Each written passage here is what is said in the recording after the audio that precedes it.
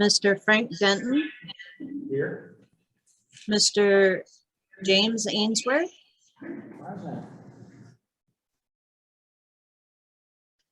Mr. Darren Black, Present. Mr. Milton Gutierrez, Present. Mr. William Clark, Here. Mr. Thomas McDonald, Present. Mr. Thomas Rice Jr., Here. Mr. Mark Savasta, and Mr. David Yelovich. Here. We have a quorum. Having a quorum, our meeting, our January 25th meeting of the Texas State Board of Plumbing Examiner is called to order. First item on the agenda, Mark Savasta contacted me yesterday to let me know he had a conflict and was unable to attend. So a motion would be in order to excuse Mr. Savasta's absence. So moved. Have a motion to excuse the absence of Mark Savasta. Is there a second? Milton, second. Milton, second. All those in favor signify by saying aye. Aye. Okay, thank you. Mr. Chairman, Yes, ma'am. who made the motion? Darren Black made the motion, seconded by Mr. Gutierrez. Thank you. Obviously, and I've said it to everyone individually and collectively, let's don't get too accustomed to these kinds of accommodations. We will be returning to reality very quickly. So let's enjoy the day, enjoy the facilities that we have. TSTC, many of you met Mike Reeser, the chancellor. He's a one-of-a-kind individual, and they very graciously offered to host our meeting and let us have our board meeting here in conjunction with our new training, our testing center that we'll be going over and taking a look at this afternoon. Many of you met Jeff Kilgore. He has really been our principal contact in all of this transition.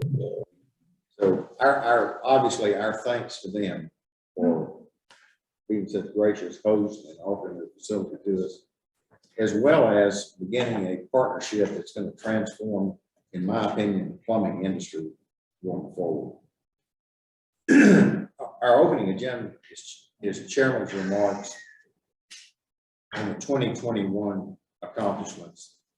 And in your board packet, and I think we've distributed to the audience, a letter that Lisa and I sent to the legislature, both senators and representatives, outlining the accomplishments of 2021. I normally don't spend too much time looking over my shoulder, looking backward. But I think in this particular situation, it's appropriate. Too many times we get caught up in the problems or the issues of the day, and we forget what our original objective was and where we were 12 months ago. And I would take all of you back to December of 20, when myself and 4 other board members were appointed to the plumbing board. We were underwater as an agency and as a board. The only thing that we had is a bill in the legislature to abolish the board and to send it over to TDLR, which all of you know I have a great deal of respect for TDLR. But back 2 years prior to that, and I have paid particular attention to this, and I want everyone to know that your board has paid attention to this, 5,000 or 10,000 plumbers came to Austin and had a rally. Roger was there, many of you in the room were there. And you had one message to the legislature and to the government. We value our license. We want to keep our license and the value of that license. And we want to keep the agency as a standalone agency. That was the one singular message that was delivered by 5,000 or 10,000 plumbers back in 2019. And in our January meeting, we assessed our situation, we did our due diligence, and everything that we did in 2021 was to accomplish that goal. But by saying that, I don't want anyone, whether you're listening or whether you're present, to think that your board or myself are overlooking some of the problems that still exist at the plumbing board. Many plumbers that are in the field, they look at this document that we sent to the legislature, and there are many who are going to say, so what? That doesn't do anything for me. But keep in mind that the objective of this board and our intent was, number one, is secure the license of a plumber for future years and generations. And number two, establish this agency as a standalone agency. Those were the number one priorities that this board had in January. And as bleak as the matters looked in January of 2021, we set out to accomplish that. And I believe that based upon the successes that we've had in a lot of different areas as a result of the support from the plumbing community and our board and our staff, we have pretty well accomplished those goals. But with that being said, don't think that your board doesn't know that we still have issues at the plumbing board. They're internal issues. They're issues like I can't get my phone call returned, or I send something in and I never get a response for it. There are many unanswered questions for continuing education providers that are still up in the air and unclear for you. And we are aware of that. But one thing that the plumbing board has had to do is we had to prioritize what we were going to do first. And the first thing we had to do is we had to demonstrate to the legislature that we had a vision for the future of our industry, that we valued the licenses that our plumbers hold, and that we could implement something that's going to fundamentally change the plumbing industry going forward. And those of you who have a copy of this letter with the legislature, I would encourage you to take a look at it. And they're important issues. They're issues that I think your board has determined were priority issues for us. And I look back at 2021, and I see that as the year that we secured the future of the plumbing board. 2022, I view as the year of the plumber. Next year, and I'll go back to 21, but I want to talk a little bit about going forward. We're going to start addressing some of those issues that are near and dear to the hearts of continuing education providers and plumbers in Texas. There are those day in and day out issues.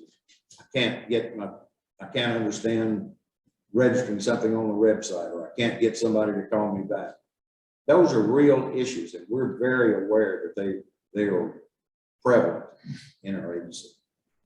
And I would say this, a part of what we did in 21 exacerbated some of those problems.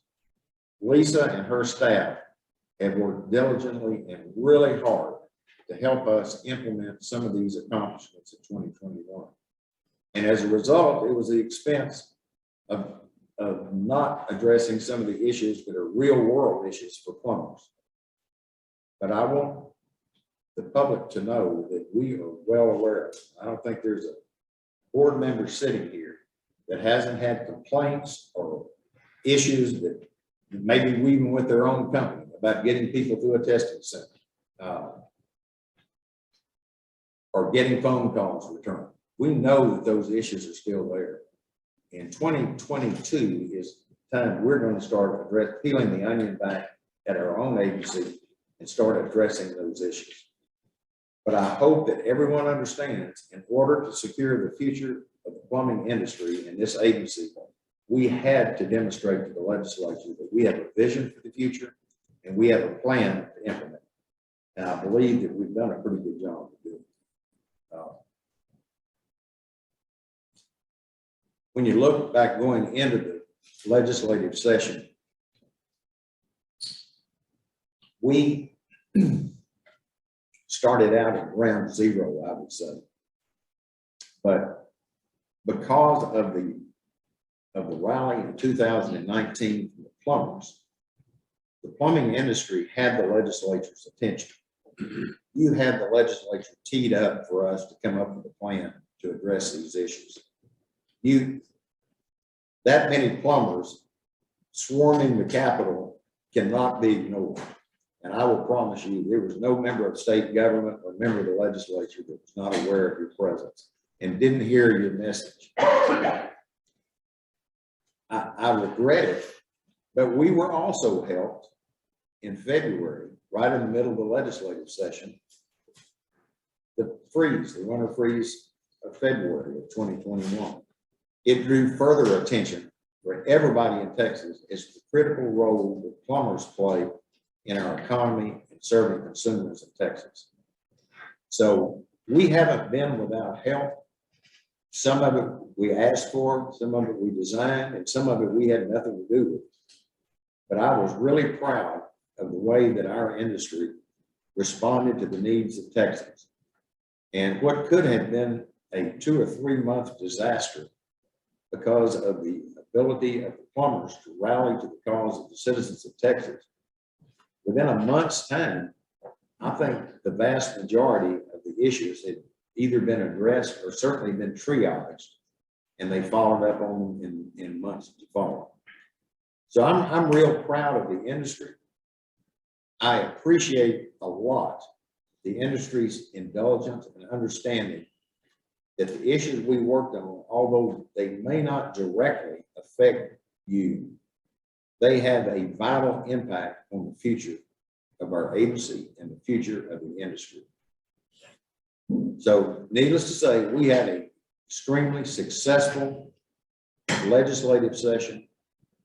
I would think with a matter of a couple of items, we were able to get everything that we had asked for in the legislative session, both in the way of statutory authority to make some changes that we needed to make. And quite frankly, Lisa and the previous board had already laid the groundwork for. They had worked on some of these issues before any of us ever got there. Milton, I guess you would, but so it enabled us to move pretty quickly.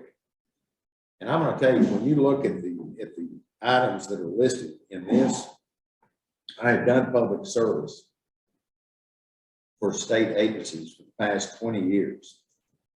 And I want to tell you, I don't think there's any agency in the state of Texas, whether it be TDR or anyone else, that could have accomplished as much in a shorter period of time that we have done. And keep in mind, we have done that with 38 employees who are processing over 100,000 licenses, endorsements, and renewals a year, and testing over 3,000 new people coming in. So it's, in my mind, and based upon my experience, it's nothing short of remarkable what our agency has done. And I want to pay tribute and recognize each and every employee,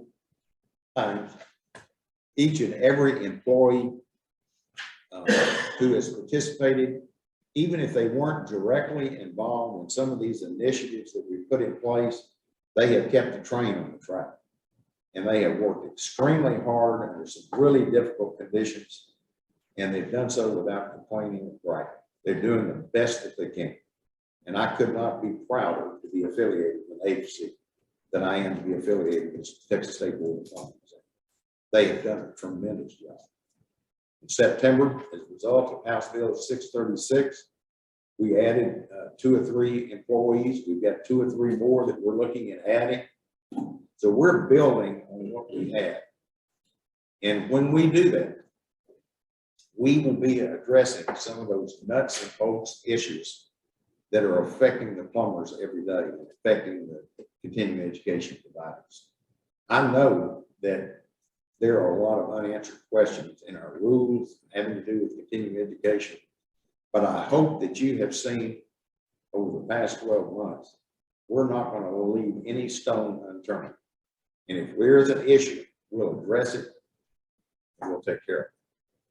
But we'll do it in a proper order. But I hope you know, and I want to really emphasize this, because I think a lot of plumbers that are out there every day scratching and trying to earn a living, what we've done with the legislature really doesn't They say, so what? I still can't get my phone call returned. And I want you to know, I've heard that. And I've heard the complaints, and every member on this board is aware of it. And this year is the year that we're going to transition from the future of the agency to working on nuts and bolts issues that affect plumbers every single day. We're going to have a period of several months in 2022 that we're going to be wrapping up some of our computer-based testing, some of our rule writing, but our focus is going to shift from these broad, long-range goals to everyday issues. And we'll continue to work on these long-range goals, but we're going to start paying attention to individual requests and problems that are affecting our industry. So, you know, when we're sitting here at TSTC, and they have been such an intricate part of what we're doing going forward. This afternoon, we will have a ribbon cutting for a new facility, a new testing facility. The Austin Testing Center was built in 1981 and has not been expanded since that period of time. A lot has been done to change modify the procedures we use to try to increase the capacity, but we have never had the ability to expand it. Through our partnership with TSTC, and everybody says, well, why TSTC? Well, the reason is they're a state agency just like the Plumbing Board is. They're not like a standalone higher education organization. They are a state agency that's funded by the state of Texas. So as an agency, and Lisa and I have been working on this, and we have what I consider a final draft of a interagency agreement that outlines what we're doing with TSTC. Basically, TSTC has agreed to build out this Waco testing center at their expense and their cost. They have further agreed that they are going to build for us a mobile testing unit, basically an 18-wheeler with a box van on the back of it that will carry sufficient amount of equipment and testing facilities to take anywhere in the state. Someone, when I first got here in January, suggested that. And it was a great idea, but it wasn't timely. We needed more than just an individual unit because your capacity is limited. We needed to make some major, huge revisions in the way we were doing testing. So TSTC has agreed at their expense to build a testing center here in Waco that we'll be cutting a ribbon on this afternoon. We're going to build out a mobile unit that we'll be able to dispatch anywhere in the state. And furthermore, they're going to put an additional testing center in South Texas to accommodate the needs of those in the southern part of Texas. So we, in the next 12 to 18 months, will have tripled or quadrupled our capacity to offer this practical exam. From our standpoint, why would TSTC do it? Well, number one, TSTC has their own plumbing program. And Ron and Robbie Janis, a former board member, came up here and we met with TSTC to try to help them or assist them in fine-tuning their plumbing program to make sure they were teaching what actually goes on in the field. That it's not strictly an academic exercise, but to ensure that what they were teaching in the trade school is what students and young people actually needed to carry with them to do the job in the field. We are going to continue, and I'll tie this into our high school program. You know, as a part of House Bill 636, students are now able to participate in a program starting in their sophomore year, which will be about a 2.5-year program, that they will have a focused and intense training, which will result in them being able to sit for the tradesman exam when they graduate from high school. That, along with what the trade schools, these have been approved by the Texas Education Agency for the high schools, for the Higher Education Coordinating Board, for the Institute, the Higher Education Institutes. And the curriculum that we're developing here at TSTC is going to be available to any Institute of Higher Education in Texas. TSTC, as a state agency, will share this curriculum and outline with any trade school in Texas that wishes to implement the program. We are further going to work with TSTC to develop an associate's degree for plumbing. It will be in addition to the basic training that a plumber gets to become a tradesman license. If they want to enter the workforce as a tradesman, they can enter the workforce as a tradesman. Should they pursue an associate's degree, would eventually lead to a journeyman's license.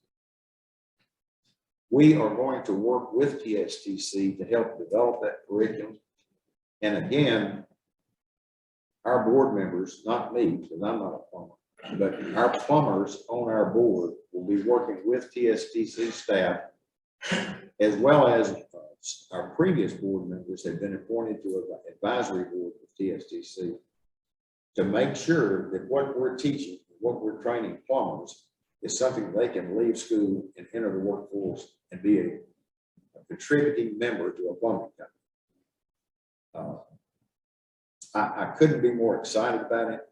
Those students who attend a high school program and would qualify for a tradesman license upon graduation from high school, should they choose to do so, can continue their education at a trade school. And TSTC intends to give college credits for those hours spent in high school. So if they choose to continue their education in plumbing, they can come to a trade school, complete this 18-month program to eventually lead to a journeyman's license. I can hear some of the old school plumbers right now. There's no way I'd hire anybody out of high school thinking they're a tradesman. And there's merit to that. I mean, I understand that. But I'm going to tell you, we're going to have eventually, the education and the focused training that these high school and trade school students are getting are going to produce the absolute most qualified, skilled plumbing workforce in the United States. And I can say that without reservation. I totally understand there is no substitute for experience on the job. But you know, think about it. If you had a young person who has been to either through the high school program or through a trade school program, who have got the academic knowledge and understanding of plumbing before they ever came to your company, think of how easy it's going to be to train them. They are going to hit the ground running. And there is no substitute for experience. I'm with everybody on that. But these folks are going to be so advanced and so far ahead, it's going to really produce a quality workforce in years to come. So that is kind of a thumbnail sketch of the arrangement that we have at TSTC. In connection with this, and this is something Lisa's been working on for a couple of years now, probably, and that's transitioning from a paper written test to a computer-based test. And we have entered into a contract with Pearson VUE, who is a nationwide testing company, where those who are ready to take either the tradesman exam or the journeyman exam or the master's exam or qualify for an endorsement can go to one of over 40 different locations in the state and have access to take that test on a computer-based test. Now, Pearson VUE is not coming up with a test. The test will be our agency and our boards. And Lisa and the examination staff have been working the last year to make that transition where they can transition what we're now offering on paper to a computer-based test. But think of it. I was looking at our statistics, our board statistics today, And we've got 600 or 700 people waiting to take a test right now. And you know what? I'm looking at some of our examination staff. They're doing everything they can do with the capacity. I mean, I am convinced that they're putting everyone through that practical exam as they can. But in addition to giving the practical exam, they're also giving the written test. They're sitting there monitoring and watching these potential plumbers take this written exam. We're going to remove that from our staff and move that to a computer-based test, which is going to allow them more resources to focus on the practical exam. And when you look at these 600 or 700 people that are waiting to take the test, a large percentage of them already have a tradesman license. And in order to have a tradesman license, they've already taken the practical exam. So in order to advance to journeyman or master, the only thing they have to take is a examination, a written examination. So if you look at that 600 or 700, I would venture a guess that 60% of them don't even have to take the practical exam. They can go directly to the computer-based test, and we can issue them a license. And we'll get to the details of that when Lisa gives her report. If board members have got any questions of exactly how that's going to work.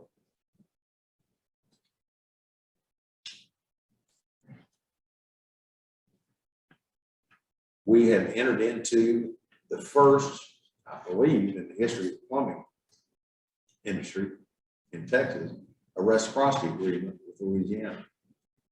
And that's the first of what I think might be many reciprocity agreements in the United States.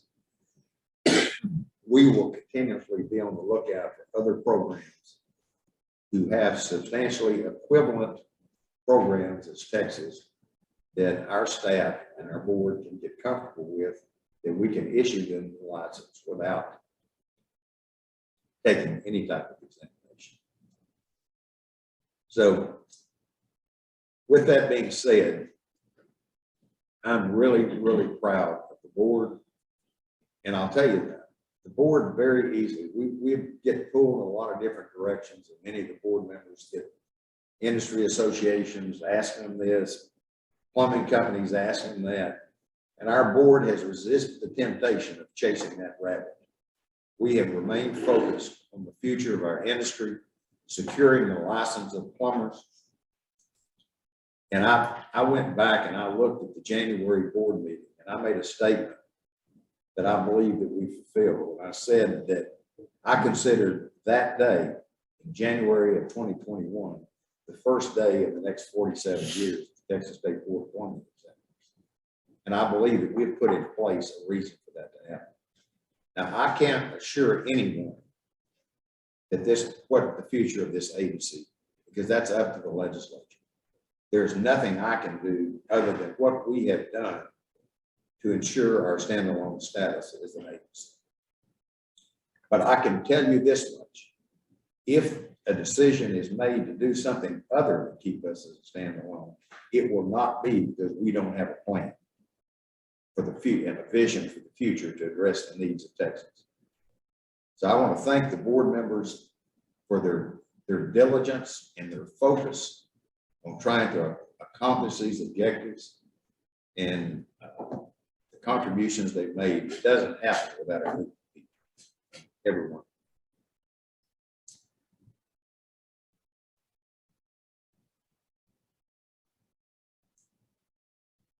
I want to in 20, when is our strat plan due? Strategic plan. Coming up. We have a strategic plan for the agency going forward. As a part of that strategic plan, we're going to include the continuing education providers, and we're going to include the plumbers themselves. I talked at our last meeting about a series of meetings that we wanted to have across the state, one with continuing education providers and the others with plumbers in the field. And we are going to listen to what those plumbers tell us in the field and include that as part of our strategic plan. So our strategic plan this year is not going to be a couple of people sitting in a back room filling out forms and coming up with a plan. We're going to try to make it inclusive enough that we can incorporate the ideas of continuing education providers, plumbers themselves, and plumbing companies. So I'm really excited about the future, and as we go through, Looks like Beaver's raised their hand. who that's? Bina? Well, you know what, I'm done talking, Beamer, so you don't have to fuss at me. I'm sure I've said something that got off script or something like that. Mr. Chairman, that was a mistake. I didn't need to raise my hand. Okay. Well, I figured I'd do something so inappropriate so often, I thought for sure I'd done something. So, thank you, Bina. Bina works for the Attorney General's office. She monitors and is our board's attorney. And she's really done a good job trying to corral this agency and me and our board to make sure that the things that we do them properly. And she's done a really good job. And I'm sure it's been somewhat frustrating and challenging to her this past year. But I want to thank her. She's been a part of the team, just like everyone else that's participated this year. So with that being said, let's turn it over to Lisa, our executive director, and board members as she goes through her reports. You have in your packets the information that she's going to cover, and at any time during the report, I would encourage board members to ask questions. Let's have an open discussion. There's nothing off limits. Nothing we've done we consider to be perfect. I think Lisa will be the first to tell you that, and we need feedback and input from the board members. So Lisa, I'm going to turn it over to you and let you make your presentation. Thank you, Mr. Chairman. I wanted to, on the coattails there, say thanks to TSTC, because this is a nice place and really neat facility. And I'm excited about the last part of the meeting, the ribbon cutting part, going over and looking at the exam center. So, but I want to fill everybody in on quite a few things that we're doing. And I also want to, and speaking of TSTC, I want to mention that we determined that the address that we should use for this particular building to get people here is a different address than the campus address. So my apologies. And so if we ever come back again, hint, we'll use a different address for those that didn't get to make it today. So thanks everybody for going down and circling back. We're glad to have them all here. Personnel changes. We've got some exciting news. We, as I mentioned in the last meeting, we had recently hired 2 new customer service folks. They're trained and ready to be, they're easing onto the phone. It takes a while to really get to where you can be on the phone, one after another. One's in the exam center, one's in licensing. And so the one in licensing has been on the phone to some degree last week. And so her confidence should be pretty good this week, we hope. I'm sure it'll get rattled a couple of times. So if anybody gets our new people, have patience. They'll tell you that they're new and they're in training, but that they want to help you. So we're going to see how that goes. We do have 5 more full-time employees that we hope to get in the near future. We're still working on that. I'm sure other people have made mention of how hard it is to hire folks and this, that, and the other, and it is, but they're there. We just got to find them. We also still have an examiner position and an education position that hopefully we're getting closer to filling those. So, and in particular, we have a brand new field investigator for the Houston area that's coming on the 7th of February. So I can tell you that Tim Lassiter, who works in Houston, is gonna be so glad to have some help. That's a huge area. I mean, you can't possibly cover it with one person. So Christian Smith will be coming on. And Christian, actually, we stole him from the city of Houston. I don't want to say that. Poaching is poaching, what can I say? Yeah. So, yeah, maybe it's better that he's not here since we stole him, I was gonna say. So that's very, very exciting. And as far as staff activities, Mr. Denton mentioned about the strategic plan. We actually modified our customer service survey last year and went to a full electronic version. We're going to modify it again this year, and we should be able to reach even more people within our population. But we still, because we do have a portion of our population that's pen and paper, and that's not going to change. So we will be mailing a certain portion of surveys out on paper. So I don't want anybody to feel left out, because everyone's going to get one. And we've also already started on our staff customer service of excellence survey. So all these things go together to build up to getting our strategic plan together in June. And what I'm hoping for is that we're going to have this additional staff and input, and it'll be a whole lot more fun with more people to do it if you can make something fun. Everybody's got all these ideas, and hopefully we can get them down on paper. And then, of course, the next step after that is to how do we get all of our funding to get all these things that we have plans for. So, and that's where all y'all are going to come in. It's exciting. It's a lot of stuff going. One position that I have been lacking again is an attorney. And today I should have signed on the dotted line an attorney that I think everybody will be quite happy with, that has good knowledge of state procedure, finance, plumbing, just a well-rounded individual. So, knock on wood, I'm feeling pretty confident about it. And you should see that person at the next board meeting. In addition to computer-based testing, which we've been working, you're building this whole program. Mr. Denton mentioned that no one's building our exam for us. We're using our exam. You can go buy one out of a box and they can load it up.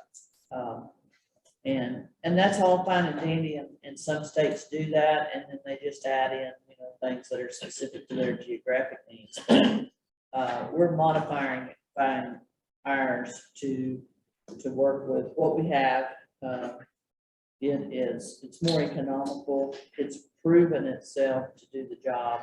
It gives everyone a good sense of, if you can pass this exam, that you have these abilities and that you've learned it. It's up to you to practice it, but so we've worked really hard on that. And for different portions of putting this examination together through the computer-based, through Pearson View, I have to pull out an examiner periodically, and each one gets a little portion of, okay, look into this part, look into that part. And I've had to pull GW out a whole bunch. And I think GW will tell you, after sitting in one of those meetings the other day where we were developing our series codes and these things and working on the different parts, after a while your head hurts. And I think he was ready to run out the door, but he hung in there with me because I really needed his help and I appreciated it. So we're moving right along. We're excited about that. Our database people are confident that the interchange is going to work. Matter of fact, they've sent testing files, and so it's kind of like it was a big pile of pieces and parts, and it's starting to come together and look like something to me now. So it's more exciting. Continuing education. Hey, Lisa, updates. before Yes, we sir. can get off computer-based testing, kind of go through for the board and for the the audience how that's gonna work, as I understand it, if an individual is an apprentice and wants to take a tradesman exam, they will send their application and fee in to the agency. The agency then will notify Pearson View that they are meet the qualifications and they're able to take the exam. And then the applicant will contact Pearson View. Is that correct? That's correct. Arrange a location to take the test and go in and take the test. And I'm hoping that the turnaround time on that is less than a week. If they can take it, they may not. What do you think? Once it gets completely rolling, I think there'll be a 7 to 10 day. They'll be able to select something within that time period. And if they're in a bigger hurry, they might travel to another city. And to they see may available. want to travel, 25 miles instead of 225 miles. But the way I understand this, correct me if I'm wrong, but to make sure the board understands, Pearson View doesn't reserve the entire testing center for our people. Pearson View also tests nurses and other professions as well. And all we have to do is let them know that that applicant is ready to take the test, and they cannot be sitting next to a nurse or anyone else. But the plumbing board test will be on that computer, and that's the test that they will take. So, They'll put their application in, they'll still be able to do their application through us online, which we want to continue to build that online momentum. I mean, we're over 90%. I don't know if we can ever get to 100, but we're over 90% on almost all that online apps, and that's what it takes to get this done. So the plumbers are very familiar with using email, having an email address, communicating about their exam through email, and that sort of thing. So they're going to submit their application just like they do now, either online or in snail mail. And we will actually issue an approval number, and that approval number will go to the applicant and to Pearson View. from us. Yeah, from us. And then they get an opportunity to take the examination. And they'll go in and they're gonna register themselves with Pearson View too.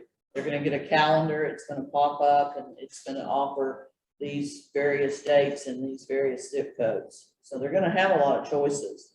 And if they wanna go tomorrow, maybe there's not one around the corner, but if they wanted to drive over to Dallas and they live in Fort Worth, say, or whatever, they'll be able to do that. And should they, and the same thing that applies now, if they fail to show up once they've scheduled that examination, then they're gonna have to repay. And they're gonna have to get pre-approved again, because it's going to kill the approval process, basically, if you don't show up. They'll get an opportunity to reschedule, and if a person reschedules, it doesn't kill this opportunity to take it. It'll keep going as long as they follow the guidelines to reschedule. But once they take the exam, when they walk out the door, they're gonna know, just like they do now.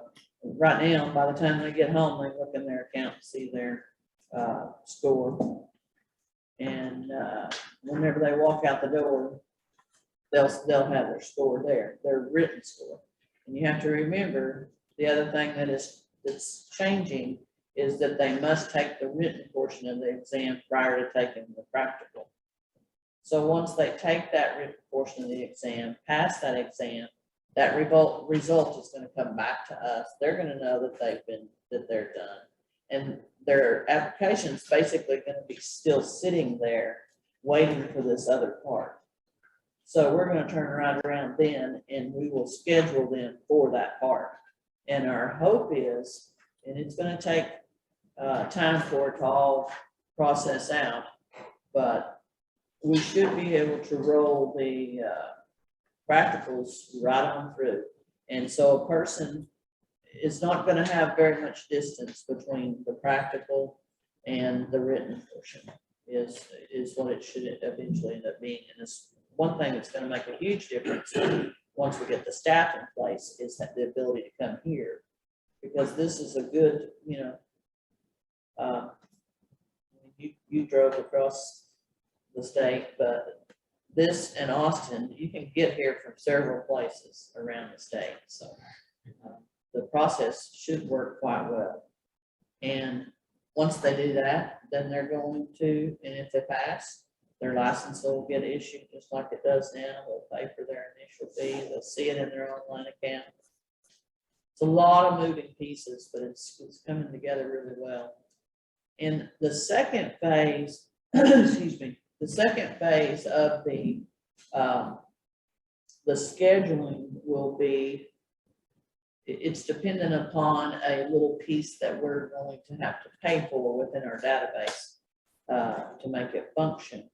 But we're going to actually pick the available dates for the practical, and at some point then in this phase 2, they can log back into their Pearson View account and they'll see the practical day schedule too, and they'll pick on that, which I know Lisa and the examiner staff will just jump for joy the day that part occurs. So, but just not have, the process of not scheduling the written will be a tremendous change in workload for them. So, and you have to remember, we only have a certain amount of employees that we're even allowed to have back there. So when you free those people up, and let me back up a little bit further, for years, you've had one person on the phone back there handling incoming applications, one person designated. Well, in the last few years, we rearranged and took a person from another place, moved them back there. And that's helped. But moving this duty off of them will allow them to be able to respond more quickly too for somebody that has a question. So it's coming together. It's a lot of moving parts, but it's exciting though too. And it should, I think that they're going to have the chance to take the exam before they're ready, actually. Sometimes we'll throw some walk-ins in and then, well, I don't know if I'm ready or not. But, you know, some of them canceled with only the slots. One of the things that was most disappointing to me, some of you might remember a few months back, all I heard was complaining about having to wait for the test, wait for the test. My gosh, it's going to be 2 months before I can take it. Well, we set up a deal where we came to TSTC. We had the capacity to test 100 people at one time. So we sent out letters and emails and to all these several hundred people who were complaining about taking the test, saying, if you want to take it next week, 1 or 2 days, come on up and take it. You know, I don't think we had, what, 25 people showed up? 25 we did one time and 48 the next. But I mean, we had capacity to do 100 and 100 But we had an entire, our whole staff, we set everything aside, yeah. to do that. And that was disappointing to me because it was inconsistent with what I was hearing. All I was hearing was bitching and complaining about having to wait 2 months on the test. And we offered it to them in 2 weeks and nobody took us up on it. So I'm not complaining. I'm just stating that sometimes things aren't always as they appear to be. The other thing I want to make clear that Lisa hit on, when they're ready to take an exam, whether it be master, journeyman, or tradesman, they're going to send us a fee and an application online. And then it will be the student or the applicant's responsibility to contact Pearson View to set up that test. And there will be a fee in connection with that they will pay to Pearson View. Have we come up with a number, or are we ready to,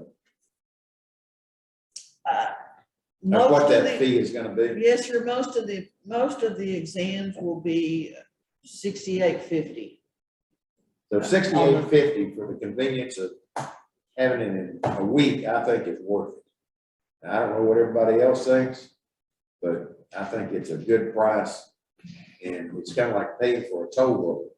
You can either take the service road, take 2 hours, and you can take 50 cents and take the toll road and get there in 20 minutes. So this is a way that, and I think it's appropriate that we don't take money from our licensing program to subsidize our examination program. The people that pay for the exam are the ones who are going to benefit from the exam. And if you look at how much the differential between pay between an apprentice and a tradesman, or a tradesman and a journeyman, it's worth it to them to pay a little extra to be able to be licensed in a week versus waiting 2 months. Just if nothing else, in lost wages. So we think it's a value. Lisa has done a really good job in negotiating and working with Pearson View to keep that cost down. And I'm satisfied with it. I think it's a good price, a good number, and it's a value to the plumber. If you look at how much a tradesman plumber loses, the differential between a tradesman and a journeyman plumber, if they're having to wait 2 or 3 months, they can make that $68 up in a couple of days. So it's something that's going to benefit our licensing base. And I want to tell you in advance, we're going to have some glitches with it. There is no way in the world that we're going to roll this out and it's going to work like a Swiss watch. I can assure you, we're going to have some problems, and we're going to have some complaining, and we're going to have some plumbers saying we destroyed the whole thing. He says there's going to be a goal of 100% computer-based testing for the written, or is there still going to be a written component option? Eventually, yeah, you'll have 100% of them on there, but we're phasing them in. And the most important one, of course, is the journeyman, tradesman, master. Those will go up first. The inspector's going to be full written too. So that's the 4 top ones right there. And it's going to be offered in multi-languages, correct? To begin with, it will be English. The Spanish will come in pretty quickly on the tradesman and the journeyman. The Spanish is not going to be available on the master right off the bat. And what they'll do now they look at a book and they choose which side of the page they want to read. Right now, the difference is they'll click a button and choose Spanish or English whenever you start the exam, which is a pretty common process in most online computer-based testing. And One of the advantages to using someone like Pearson View that's so large and so sophisticated in their testing program is it was pointed out to me about 8 months ago that the test we use is Castilian in our Spanish test. And sometimes it's difficult for the Hispanic population in Texas to really understand it because it's Castilian rather than Spanish as we speak it today. And I believe by using an outfit like Pearson View that's large and sophisticated, they will adapt that program. It'll be easier for our Spanish-speaking individuals to take that test. So that's what I'm hoping. Yeah, and what we'll start out with is the version that we've been using, which is the Castilian, and then we'll work our way into modifying the Spanish language and getting the dialect done a little differently and switching it over after we get the basic glitches out that we know are going to come. And let me talk long term for a second. Some of the opportunities we're going to have with Pearson View. They have got the capabilities of doing, they've got some tools that we didn't buy initially. Consciously, we did not buy it because we want to get the program working first. But eventually, Pearson View is going to be able to do an analysis of these tests that we did and actually evaluate the appropriateness of questions.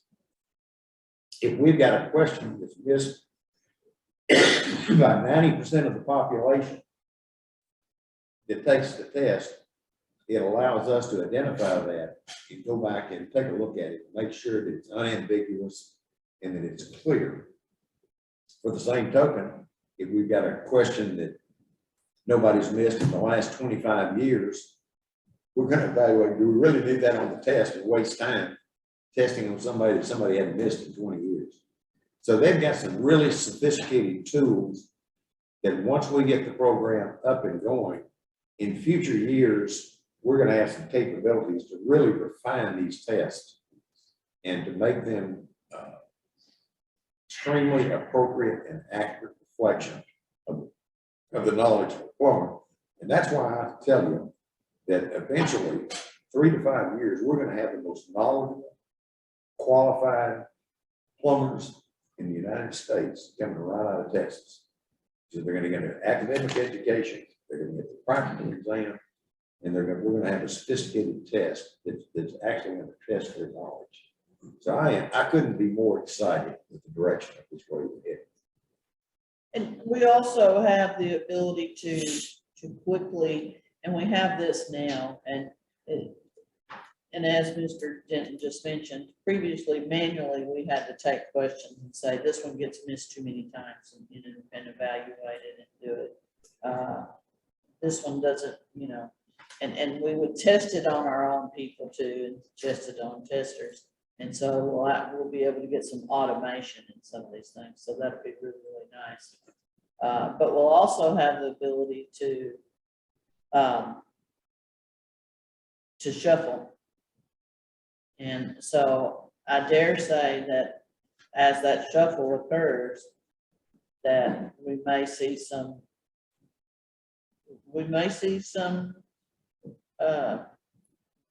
pass fail go down. I don't know. We may see it stay steady. We're going to learn a lot whenever we turn it on initially, and we'll actually be looking for a group of people to do the initial test of the test, of which it'll be legitimate.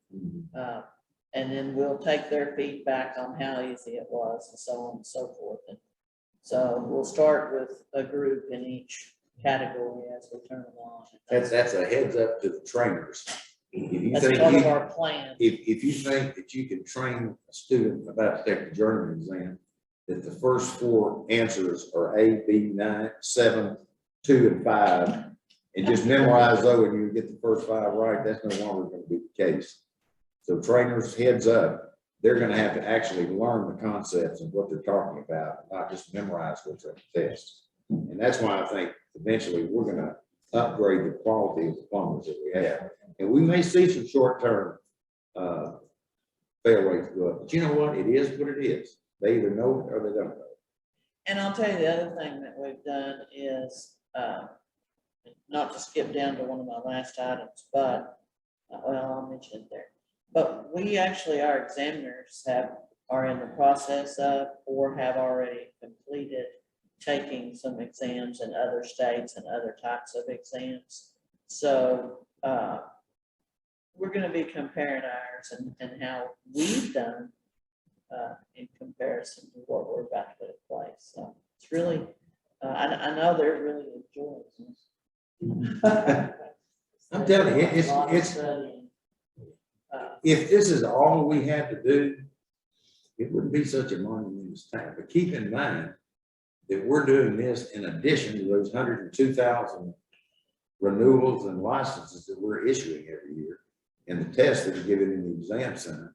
So all this is in addition to, and that's why I'm so complimentary and proud of our staff, is we haven't had any complaining or griping, or to me anyway. It's been a team effort, a cooperative effort. Everyone, I think, shares in the vision of where we're going and how much better it's going to be for our industry. I just couldn't be more excited about our computer-based testing, our new testing centers. And again, I would just ask the indulgence and patience of the plumbing community, of the continuing education providers.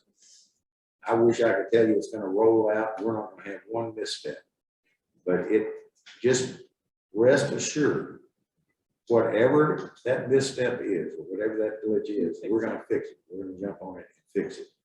And no one is going to be disenfranchised because of some glitch in a program. We're going to move as quickly as possible to fix any problems that come up. And I'm actually going to be depending on the voluntary service of some of the CPE providers, maybe some of y'all's plumbers that are planning on coming and taking the exam, because we will learn over those glitches, and who better to point those things out than the users. So, and which kind of brings me to my next subject on the CPE. We've pushed out, we've found some glitches in the rules for CPE as it applies to our program too. And I spoke with the other agency. They actually told me that they do have the new CPE program. They turned theirs on and they're utilizing it, I don't think fully, but she and I are going to talk, that's optometry. She and I are going to talk in the next couple of weeks about the things that they found or things that they see that they might like to have done differently. And their CPE is very similar, but we're going to use the same program and how it functions.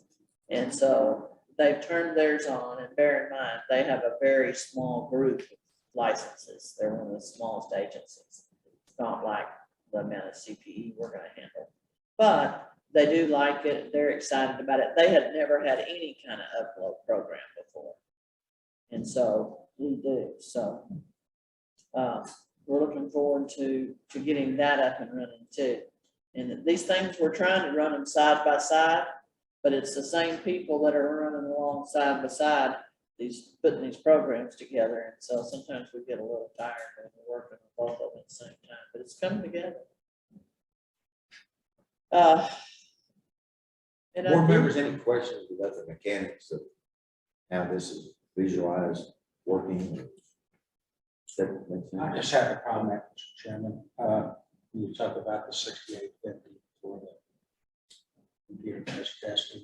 Unless you live in Austin, it's going to cost you a lot more than 6850 to Kevin, take the test. That's a great point.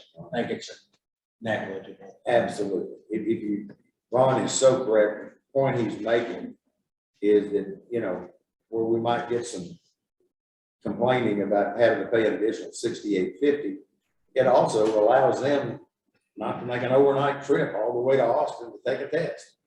So if you look at the savings from the time lost from the job and the travel time in the hotel, they're going to be a net gain of their taking the test. That's a great point, Ron, one that I failed. And that's the 6850 is the average for what we've agreed on for the majority of the seat time that we initially estimated. And if we see that we have to stretch the seat time out, then we built in some variables within our agreement to be able to address that.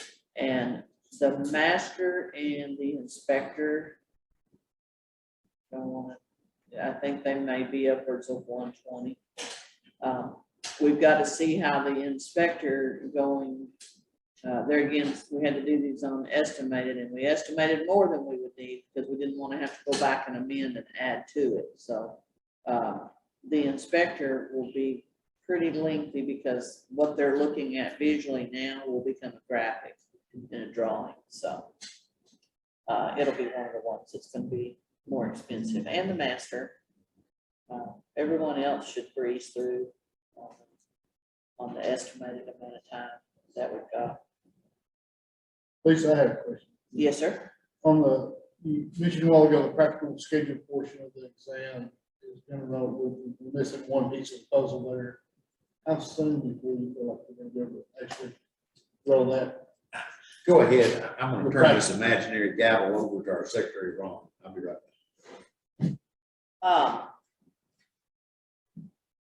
In March, we will probably do some test runs. In April, I think we'll be comfortable. In May, we'll be running wide open. And I can't guarantee you that something doesn't happen. We're waiting on a concerning piece of the puzzle on the data.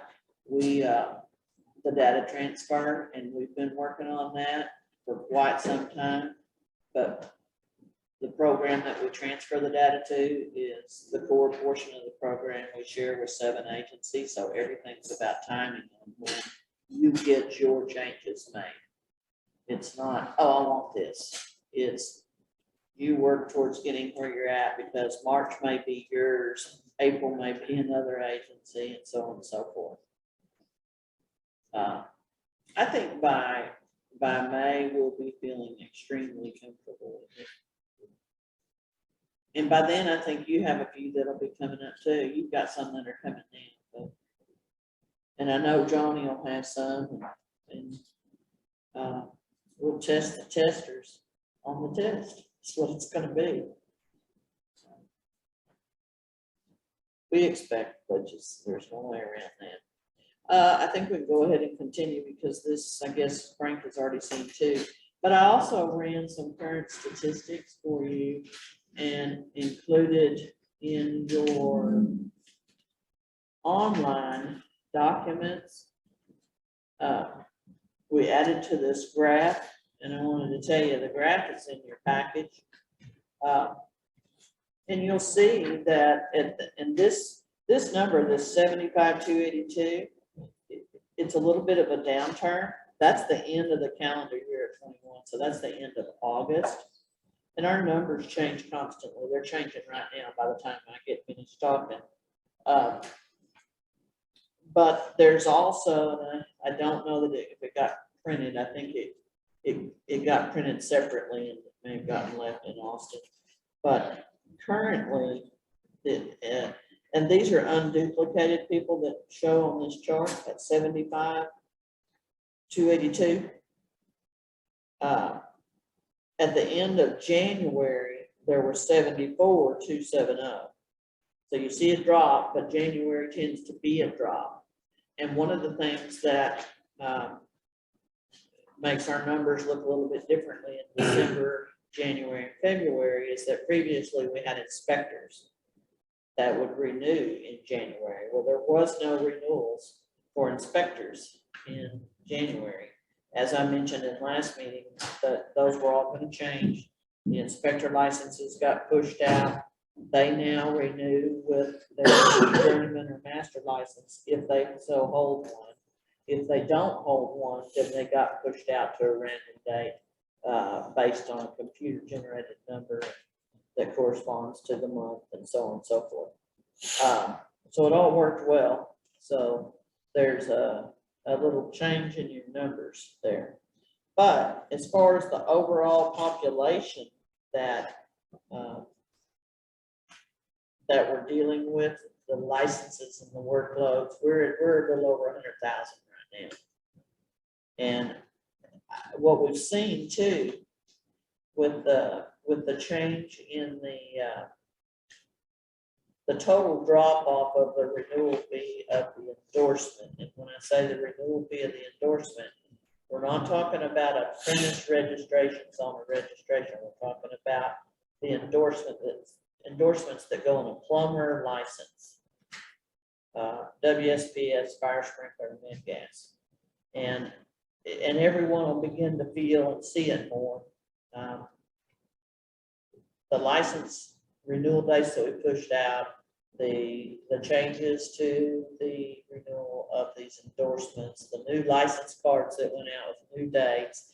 This is a lot of stuff going on at the same time. And so by March, you'll see your number go back up on your total population and the number of licenses that we're holding. And what I'm already seeing is now that people know that they're not going to continue to pay the renewal for that endorsement on their license, I think we're going to have a lot more people start applying to get to take the exam for the endorsement. So that may creep up right alongside everything else that's going on, and we have a lot of people that want to take med gas. So I saw a pretty good stack coming the other day. I went, geez, yeah, here's something else coming.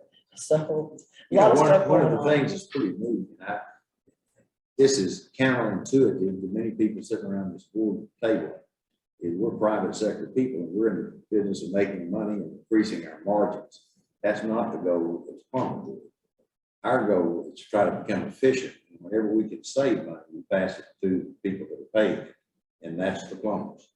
So by aligning these renewal dates, rather than handling the endorsement separate from the license, by aligning them, it saves us time and money. And that time and money we're going to pass through by eliminating the renewal fee for endorsements. So when we get to our financials, and Richard You'll talks see to us, it. you're gonna see some, what is initially alarming reduction in the amount of revenue we were getting. But it's out of design and it's out of potential. What we need to do is we need to cover the cost of our agency. And I don't intend for our agency to excessively fund the general fund of the state of Texas. If we are covering our costs and we've got sufficient revenue coming in to cover our costs and what we anticipate coming up, then we want to reduce the fees to our plumbers. And that will always be our goal. It will never be to build up an excess of $1 million or $2 million that at the end of the year, we have zero benefit, every bit of it swept out and it goes into the general fund of the state of Texas. Now, there's a lot of great programs, but you know what, they can stand on their own as far as that goes. So anytime we see an opportunity and we implement an efficiency at our agency that saves us time and money, then you will see those fees being eliminated or reduced. So, and Lisa and I have talked about this. We spent a lot of time visiting about it, about the various revenue, different examination source and the licensing. So, but when we get to Richard's financial report, you're going to see some pretty dramatic drops if you haven't already looked at your board packets in revenues. And it's out of design, and it's nothing to be concerned about because we've got our costs covered. So, And this is where we're really seeing, you'll see it on the finance side, but we see it in the license cards we produce and the work that we do and everything. It's all kind of came full circle from a directive too that we received from the governor about reduction in comparison to other states. And so we made this full circle with all these parts and we're there where we can see it. And came out looking pretty good. I think you'll do. And I can tell you, there's parts of it Gloria really likes. So as far as processing the licenses and the endorsements, and it's going to take some time for everybody to get used to it. There's a lot of phone calls right now about, did you leave it off of here? I had one, or I had two, or it doesn't, the date's gone now when I need CE. Look on the website. So it's a lot of moving parts, but I'm pretty proud of how all that came together. So, department summary reports, I did mention several different numbers. I have a variety of department summary reports that I'm not going to go through every single one, but I put them in your books. If you've got any questions, I'll answer them. I will provide all of these summary reports, which are field reports, license numbers, the charts, all of that to the CPE providers, so they can share it with the plumbers. If there's anything you want to know about, though, be happy to discuss any of the summary stuff. The license reciprocity agreement signed and it's on the website, and the form is ready to fill out. Okay, Kevin, and we've made some changes on that, and the test we tested the application, so they should probably this Sunday be able to pay for it online if they can't already. I haven't had time to look at it if it worked as of yesterday. I don't think it did. So that's all put in place. We're really excited about it. I've visited with the executive director at Louisiana several times and kind of compared notes. It's kind of nice, kind of see what they do versus what we do. And we worked together to make the announcement and put it out there. We sent ours to them, and they kind of ran with it. We both got our logos up on the page. It looks really good. So we're excited. So, yes, sir. Just to be clear, so that program will be live on our side next week. As far as the ability to pay online, it may be on there right now. I haven't looked, but everything else is live about it right now. And I can turn it on from my side. If somebody calls, we can open the app up. Okay. And they can pay online and everything. Just out of curiosity for the plumbers that may be watching this, the Texas licensed plumbers that may be watching, is it live on the Louisiana side yet? Theirs is paper for the most part. and they are moving a lot of their stuff online. So whether they have this new one online yet or not, that I don't know. But a We Texas did- plumber could theoretically fill out the paper Yeah, application it's ready to and go. mail it in right now. It's ready to go. We've produced a license card. We've got, Not that we want people to leave Texas, but no, I know But- that question's been out there. yeah, it's ready to go right now. Easy to do, easy to pay for, easy to process. And, I think we've got 2 takers already.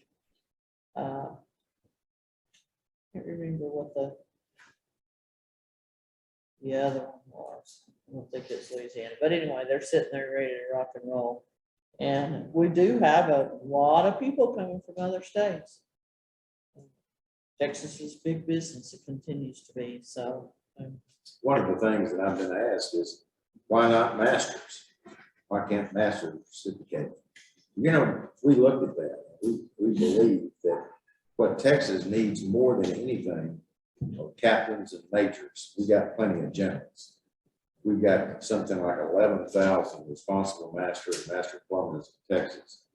And with this influx of new young people entering the industry through high school or trade school program, we have a steady flow, and we're going to grow our own master plumbers and responsible master plumbers. I think the immediate need for Texas are those captains and majors that are on the ground actually supervising the work of the masters.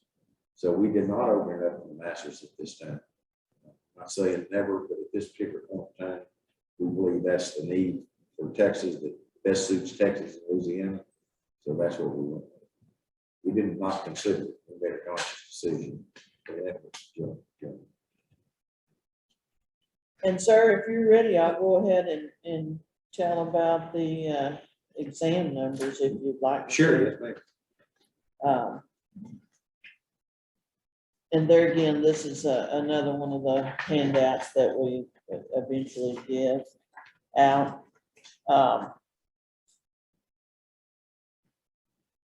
And the final total numbers for the 2021 are on there, which was 3,887 exams given. The comparison for this particular time period from 21 to 22, which is September to November.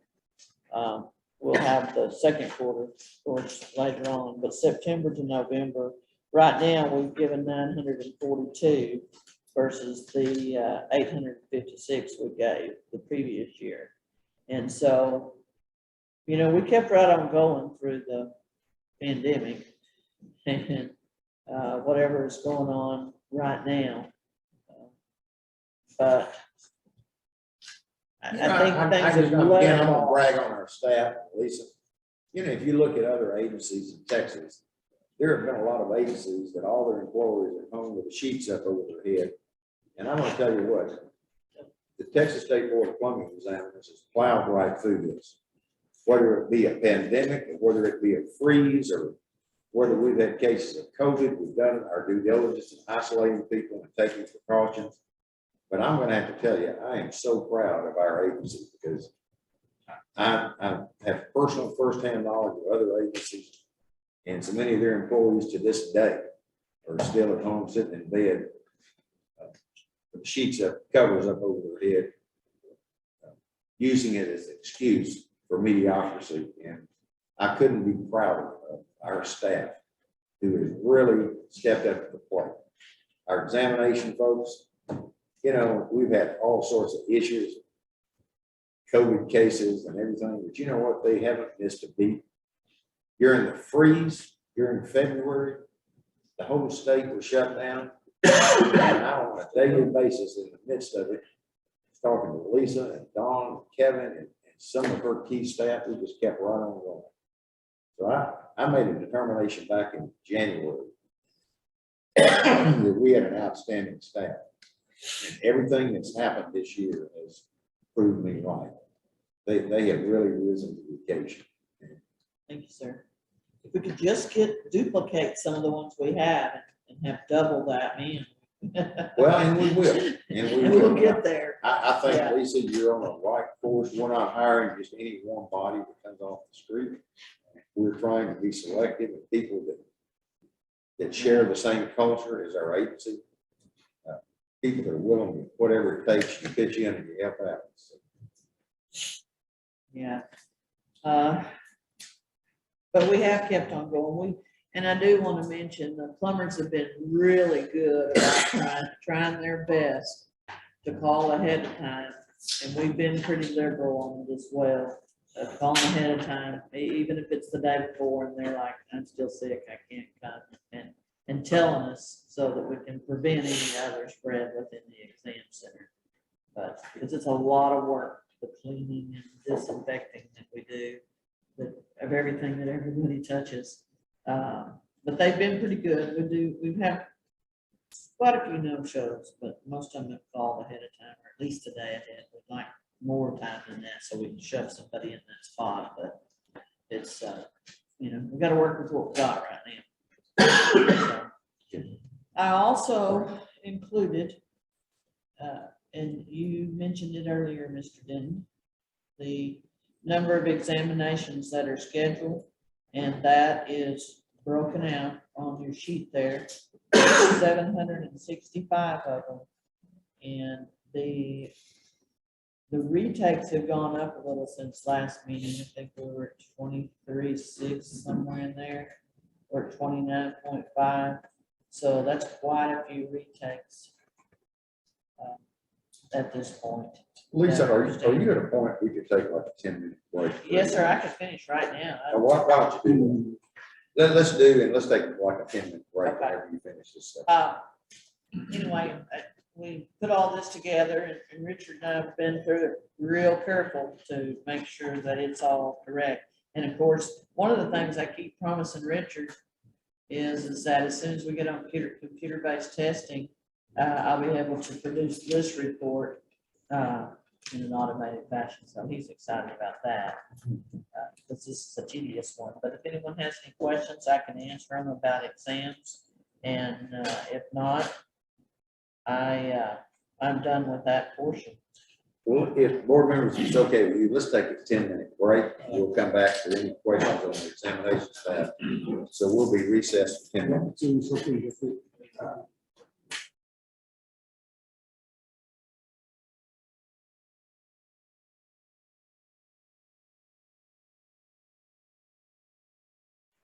Morning.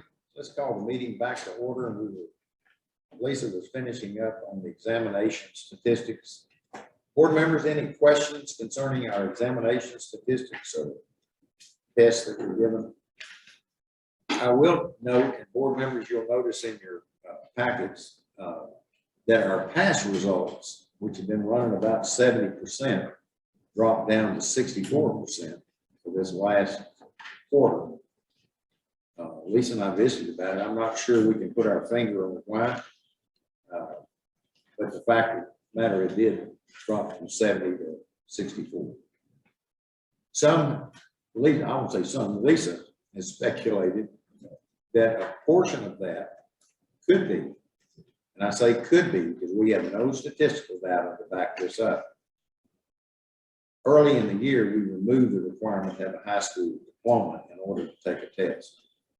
And we did see somewhat of a surge of people that have been in the industry for years that have been held back because they didn't have that high school diploma and they could take the test.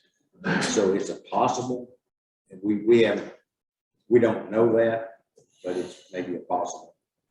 But as one time a director of education told me, the test is the test and your numbers are what they are. So unless you want to change the test, leave it alone. So I think for one quarter does not indicate a trend. So we'll just see where it goes.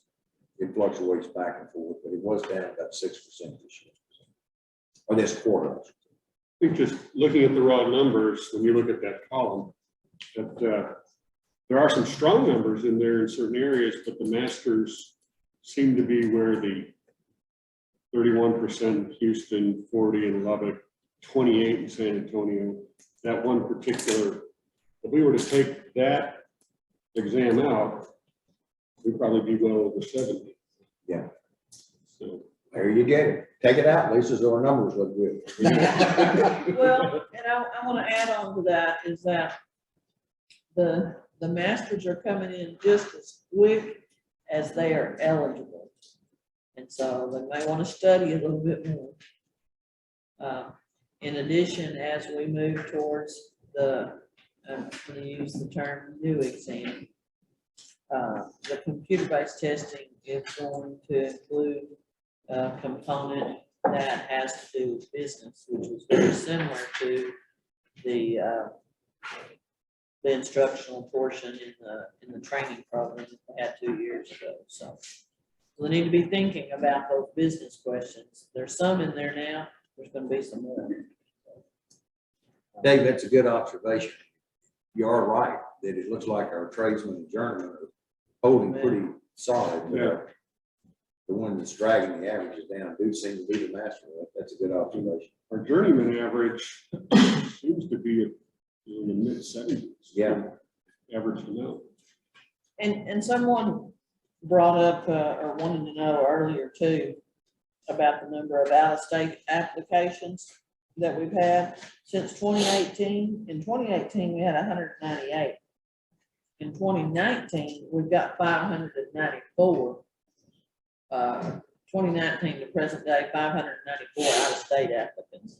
So they're coming. That's good. Are you done? Yes, sir. All right. Richard, are you there and available?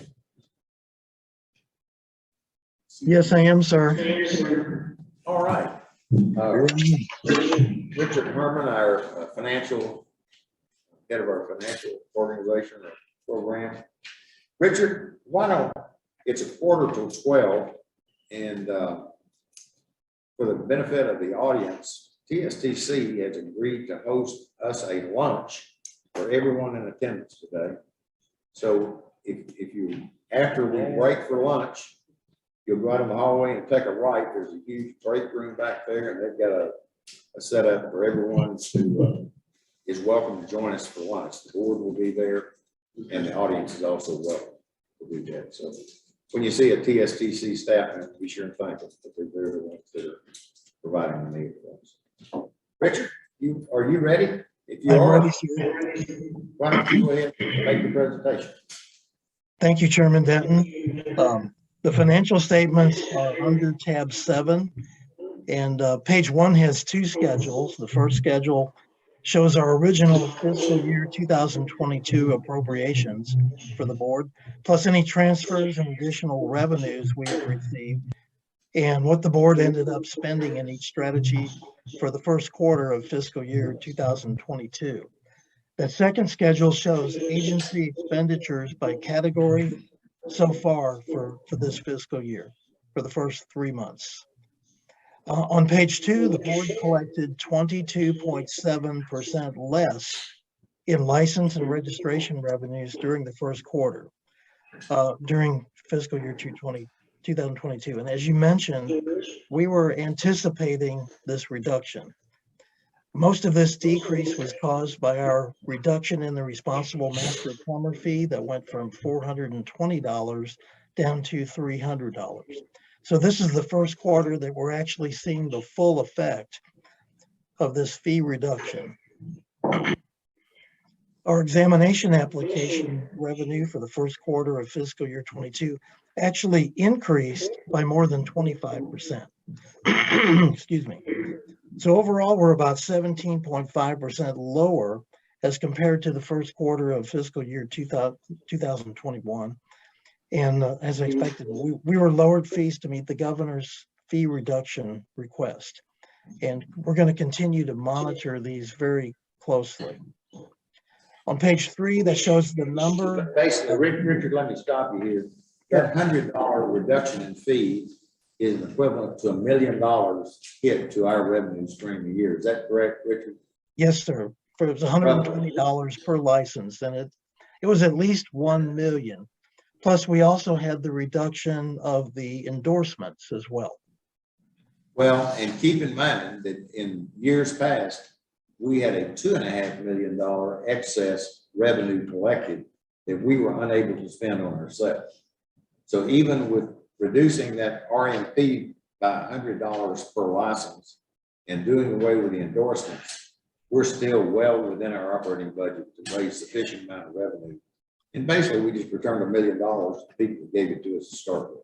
So. Go ahead, Richard. Sorry, I didn't mean to interrupt. Oh, no problem, sir. So on page 3, that shows the estimated number of license, registration, and examination fees received for this first quarter of 2022 and compares it to the first quarter of 2021. On page 4 is a revenue analysis by month, and that actually goes through December as compared to the previous 5 years by month and by year. So you can see the actual reductions in there, although our administrative penalties are still very strong and they're about the same. Under tab 8, there's annual report of non-financial data. That was filed timely last month. It's submitted to the Legislative Budget Board and to the Governor's Office. It's actually kind of a hodgepodge of several different types of reports. For example, the first one shows the appropriation items that were transferred within our strategies. And then there's also our annual hub report, which shows how well we did purchasing commodities from historically underutilized businesses. And then the next report shows indirect costs that do not come directly out of our budget, with the exception of some of the payroll-related costs. There's also the professional fees report, and we had no consulting fees or legal service fees for the board. And then after that, there's a schedule of space occupied on which we reported the change of the building owner and also the schedule of state-owned vehicles. And Mr. Chairman, that concludes my report. I'll be glad to answer any questions. One thing that Richard has pointed out to me, that this $600,000 of indirect cost, that is not a part of our budget. Is that correct, Richard? Am I saying? Some of it is, and some of it isn't. Some of the fees shown there for the payroll-related costs, some are and some are not. Okay. Richard, is there anything in your reports this quarter, and you and I have talked about this, is there anything that is cause for concern or we should pay particular attention to based upon your observations of our financial situation?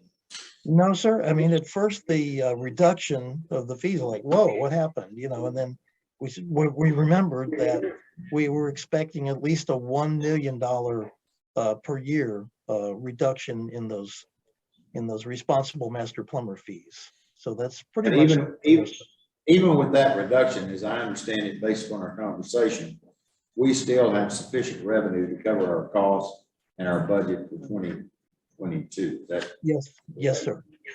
Okay. Board members, any questions of Richard?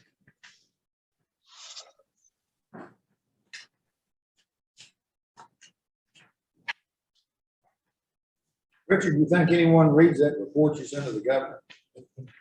I'm sorry, sir. I said, do you think anyone reads that annual report of non-financial data that you prepare every year? I don't know. I do know they have not, they haven't updated their procedures for submitting the report for probably about 10 years. And it is a required report, is that correct? Yes, sir. The only time we're going to get a question is we don't send it in. That's exactly right. Okay. It's somewhat difficult. Government accounting there's no comparison to private sector accounting. So I read it and I look at it and I ask the questions, but I have to tell you, it's not too meaningful to me. I hope it is to someone. It's a tool, but whatever, it's a requirement. And thank you for doing it, Richard. Can I ask one quick question? Sure. I was just, I was impressed by the fleet report you have here, that we have 2 classic vehicles, Chevy Impalas dating back to the early 1900s. That I was just curious if there's any kind of report As far as keeping vehicles that are that old in running condition, it's gotta cost more than just maybe scheduling or budgeting to get one new vehicle a year to get these things out, because keeping a car from 2009 has gotta be really expensive. Well, yes, we actually had two of our older vehicles had hail damage last year, and they actually were totaled. So we were able to get that money plus add some other money to it and buy another vehicle last year. And then we have those two older vehicles left, but we also have it in our budget for this biennium to purchase two new vehicles. So they will be replacement vehicles for those. And then we can get those surplus those. Yeah, so we'll bring the average age of the fleet up a little bit. Yes, definitely, for sure. There's actually one on order. The last two new ones that we got, we waited almost a year on, and there's another one on order that last status we got is probably another 6 months. We're waiting on a chip, something. Probably. Yeah. All right. But Dave, you're right. That's something that sometimes we overlook, but an older vehicle like that that's costing us maintenance is a slow bleed that sometimes you don't realize what it's costing you until you actually start tracking the numbers. I know Richard keeps up with that.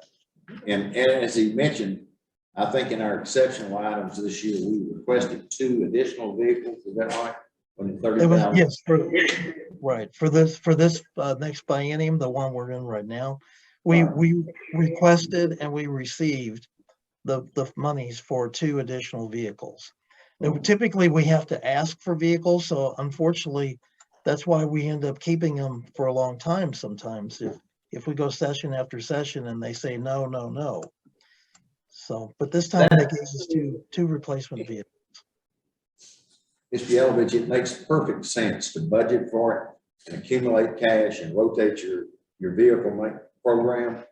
Unfortunately, that's not the way the state of Texas works. They don't allow us to come up with a budget that would accommodate doing a rotation of our vehicles. Every legislative session, we have to list that out as an exceptional item. And as you might suspect, when they get ready to start cutting budgets, the first thing they look at is vehicles. So we've not been too successful in the past when we've got this 2009. But fortunately, this year we did get 2 additional new vehicles.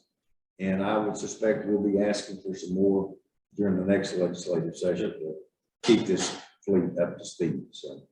And we lost 2 really good ones. The 2 that got totaled, those were the newer ones. Really? Yeah, 2 that didn't have that many. I don't remember how many miles. They weren't very many, Richard can say, but yeah, we lost 2 good ones. The total. And now, if you wreck one or something happens or hail damage, they just total it. Put those Impalas up and down. Well, I'll have to tell the staff joke on the Impala. The Impala runs pretty good, but we call it the deer slayer because a deer jumped out and hit it. Here goes, and it's just running around town. So how many total vehicles do we have? Oh, There's 13. Total of 11. Yeah. it's on the 13. report. Let me pull it up here. And those are primarily used by investigators.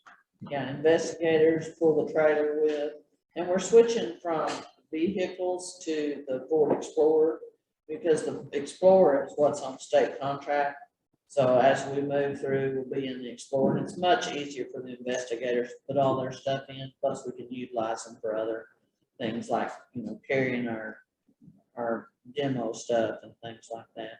The cars had just gotten to the point to where getting in and out of those all day long in the lower ride wasn't practical. And the price is comparable. Yeah, we currently have 11 state vehicles. And one of those 2009s is being used to, run errands like take deposits to the treasury, things like that, pick up supplies. We use it around the office, so it doesn't get a lot of highway use anymore. Yeah, I think somebody did drive it on the highway here a while back, Richard. Any other, board members, any other questions of Richard on our financial report?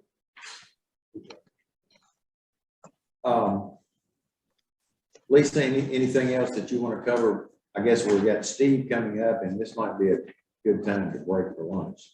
Oh, I was gonna say, the only other item I missed was 7A, but 7A is actually rolled into B. We are still doing the written exams all around the state, and they're broken out. I know you saw them there, but that's a result of us continuing to do the remote writtens.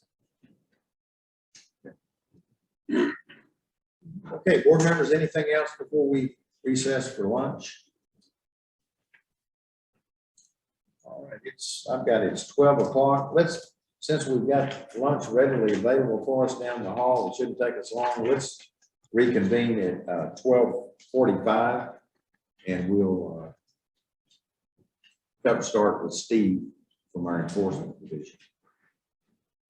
Lisa, you were about to say something before we recess? Oh, I didn't realize exactly how late it was, but I think everybody probably is hungry.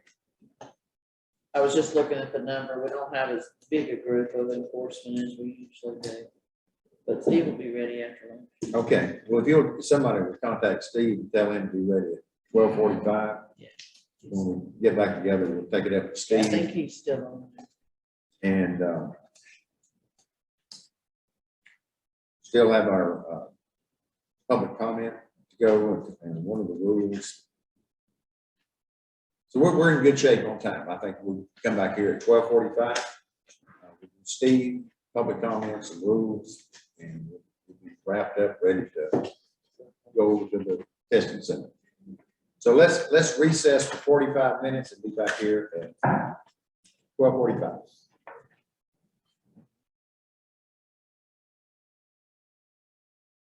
Primary objectives, we're right on time. Here it is, 5 minutes after 1, so I'm calling the meeting. And we'll move now to item number 9 on the agenda, and that's Steve Davis, our Director of Enforcement. So, Steve, Mr. Chairman. where's yours? Sir, first of all, Lisa mentioned that we're going to be adding on the new field investigator in the Houston area, which is going to start his training on the 7th of February. But I did want to clear up one thing. The 09 Impala is known as the Deer Slayer, not just 09 Impala. And it is fixing to get back out in the field again, so it'll be in the Houston area here shortly. So good for the Deer Slayer. Thanks for the warning. Oh yeah, it is what it is, right? If you want to start first on the looking at the field activity report, of course the numbers and totals are there. We'll say that these numbers are in better shape than they have been, because we did find an input error that had been missing for probably a little over a year, I would say. What it had to do is with there's a couple of things. Number one is the way we track our contacts. In the past, we weren't tracking just random phone calls we get, or we weren't tracking those that didn't have a license or were virtually unlicensed on a job site. So what we wanted to do is be able to track the number of basically just phone calls we get all the time. We answer questions, and it takes up our time. So we wanted to show where we spend a lot of time. And so we added a category called Other. So we got 3 categories that we list for contacts. It's licensed and registered. We've got, and it's not going to show up on this sheet necessarily. Some of it will. But we got the licensed and registered, we got the unlicensed, unregistered, but then we got the other categories for others contacted. And for others, we didn't have a real definition, but we knew what we wanted. We wanted those that didn't fit the other categories. But what was happening is some of them were, you know, if they were a phone call, they might categorize them in the other position. So what we've done is to fix this, we've actually put a definition to what unlicensed, unregistered is, what licensee is, and what other would be. So we got a clean definition. So in this report, you might not see as many unlicensed, unregistered, or even licensees because they may have categorized them as a phone call with, you know, the other category. They would be counted in the individuals contacted, but just not in the sheet that we have here. There was one other thing was we had plumbing inspectors. Our system, if we're not really specific entering a plumbing inspector, it will allow us to select the category plumbing inspector, but unbeknownst to many, that threw that number into a category that's in La La Land somewhere. We're not really sure, but it has to be selected at a different point in time during the process. So everybody's back on track with that. So I think the bottom line is we were probably missing in a year's time, you know, anywhere from 25 to 30 contacts a month, maybe, for inspectors. So that's been taken care of. Starting with all, you know, this one is in better shape. December is perfect, we think. And from now on, what we're going to do. I don't see where we are on the agenda. I don't know what that was. Did y'all hear that? Yes. We did. I think it's Vina. I'm not quite following where we are on the agenda. We okay now? Steve, that's Vina asking where we are on the agenda. We're under enforcement report, item number 8, enforcement matters, Steve Davis. Yeah, but I think you gotta go back into program, way back into the field activities. Go back to I was looking for it earlier. Yeah, it's like page 5. Well, I don't, 8 is the annual report, correct? So I wouldn't. Well, you started with the field examination, which is the back of the book, I'm told. Well, I think it was actually under 5. Summary report that I alluded to earlier that were there for review purposes. Oh, okay. Everybody on it? Yes. Got to be. Okay. Steve, go ahead. I'm sorry, I kind of, that's my portion, so I wanted to go back and cover that for you. I know there were some questions on that, what may have kind of brought up some questions on some numbers that might have looked out of whack, and which they did. So in essence,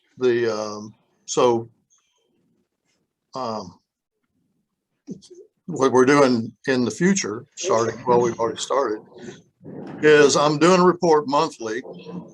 I'll forward the report to each individual field investigator, and then they're going to compare my report to what they are entering, and then we're going to get a clean entry per month, and we're going to continue to do that as long as we need to, and then go back probably the first 6 months, go back and retrain, go back over all our entries and make sure that we're all still on the same track.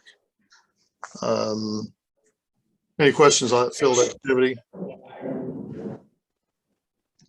Board members, any questions? No. Steve, go ahead. I'm sorry. No questions. Okay. The other item that would be pertaining to the enforcement department would be the complaints that were reviewed. I don't know if there was any questions on that. That was something I think that was in the tab 5 as well. Not tab 5. The summary reports, I'm sorry, in tab 3. And this is the breakdown of violations. We usually go over that. I didn't know if that's something y'all needed to do. I mean, very simply, it's breaks down the violations that were issued. Of course, the number one usually is the contracting without proper license. I would like to mention that it's still increasing and tends to be gaining momentum, is the violating plumbing code or municipal ordinance, and that has to do with either failure to take out a permit or improper installation. So one thing we can do out in the field, of course, just gals remember, when we're out there performing plumbing work, make sure you check with the local authority having jurisdiction, make sure that permits required, you get that taken care of and get those up front. Engaging in without a license, there's 24 of those. Unregistered apprentices are employing unlicensed, unregistered, 19. No information on your invoice or contract, 10. Not securing a master, 13. Anyway, it kind of goes on. Of course, it's right there. You can look at if you had any questions on. Breaking down the number of contracting, we break that down for you. So the category of the 29 contracting without a proper license, 2 of them were actually master plumbers that didn't have an RMP. 6 of them were journeymen, 1 tradesman, 5 apprentices, 14 no license, no registration. And then we break it on down even further. Other complaints that were performed and turned in that went without any penalties issued. They were voluntary compliance. Warnings, unable to locate, no proof of a violation, no violation. And then, of course, there was 0 no jurisdictions. And if you got any questions on that. Steve, I don't think so. We have the reports on the board packet and reviewed them. Board members, do you have any questions before we move on to item 9A, the cease and desist order? Steve? Okay. On the cease and desist, the orders are there. These are usually individuals that have been advertising.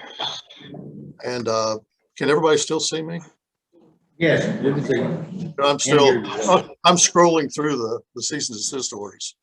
That they usually they've been notified, they've been that they're advertising or offering plumbing, they've taken care of it, but they've still been issued a cease and desist order, just to make sure that they don't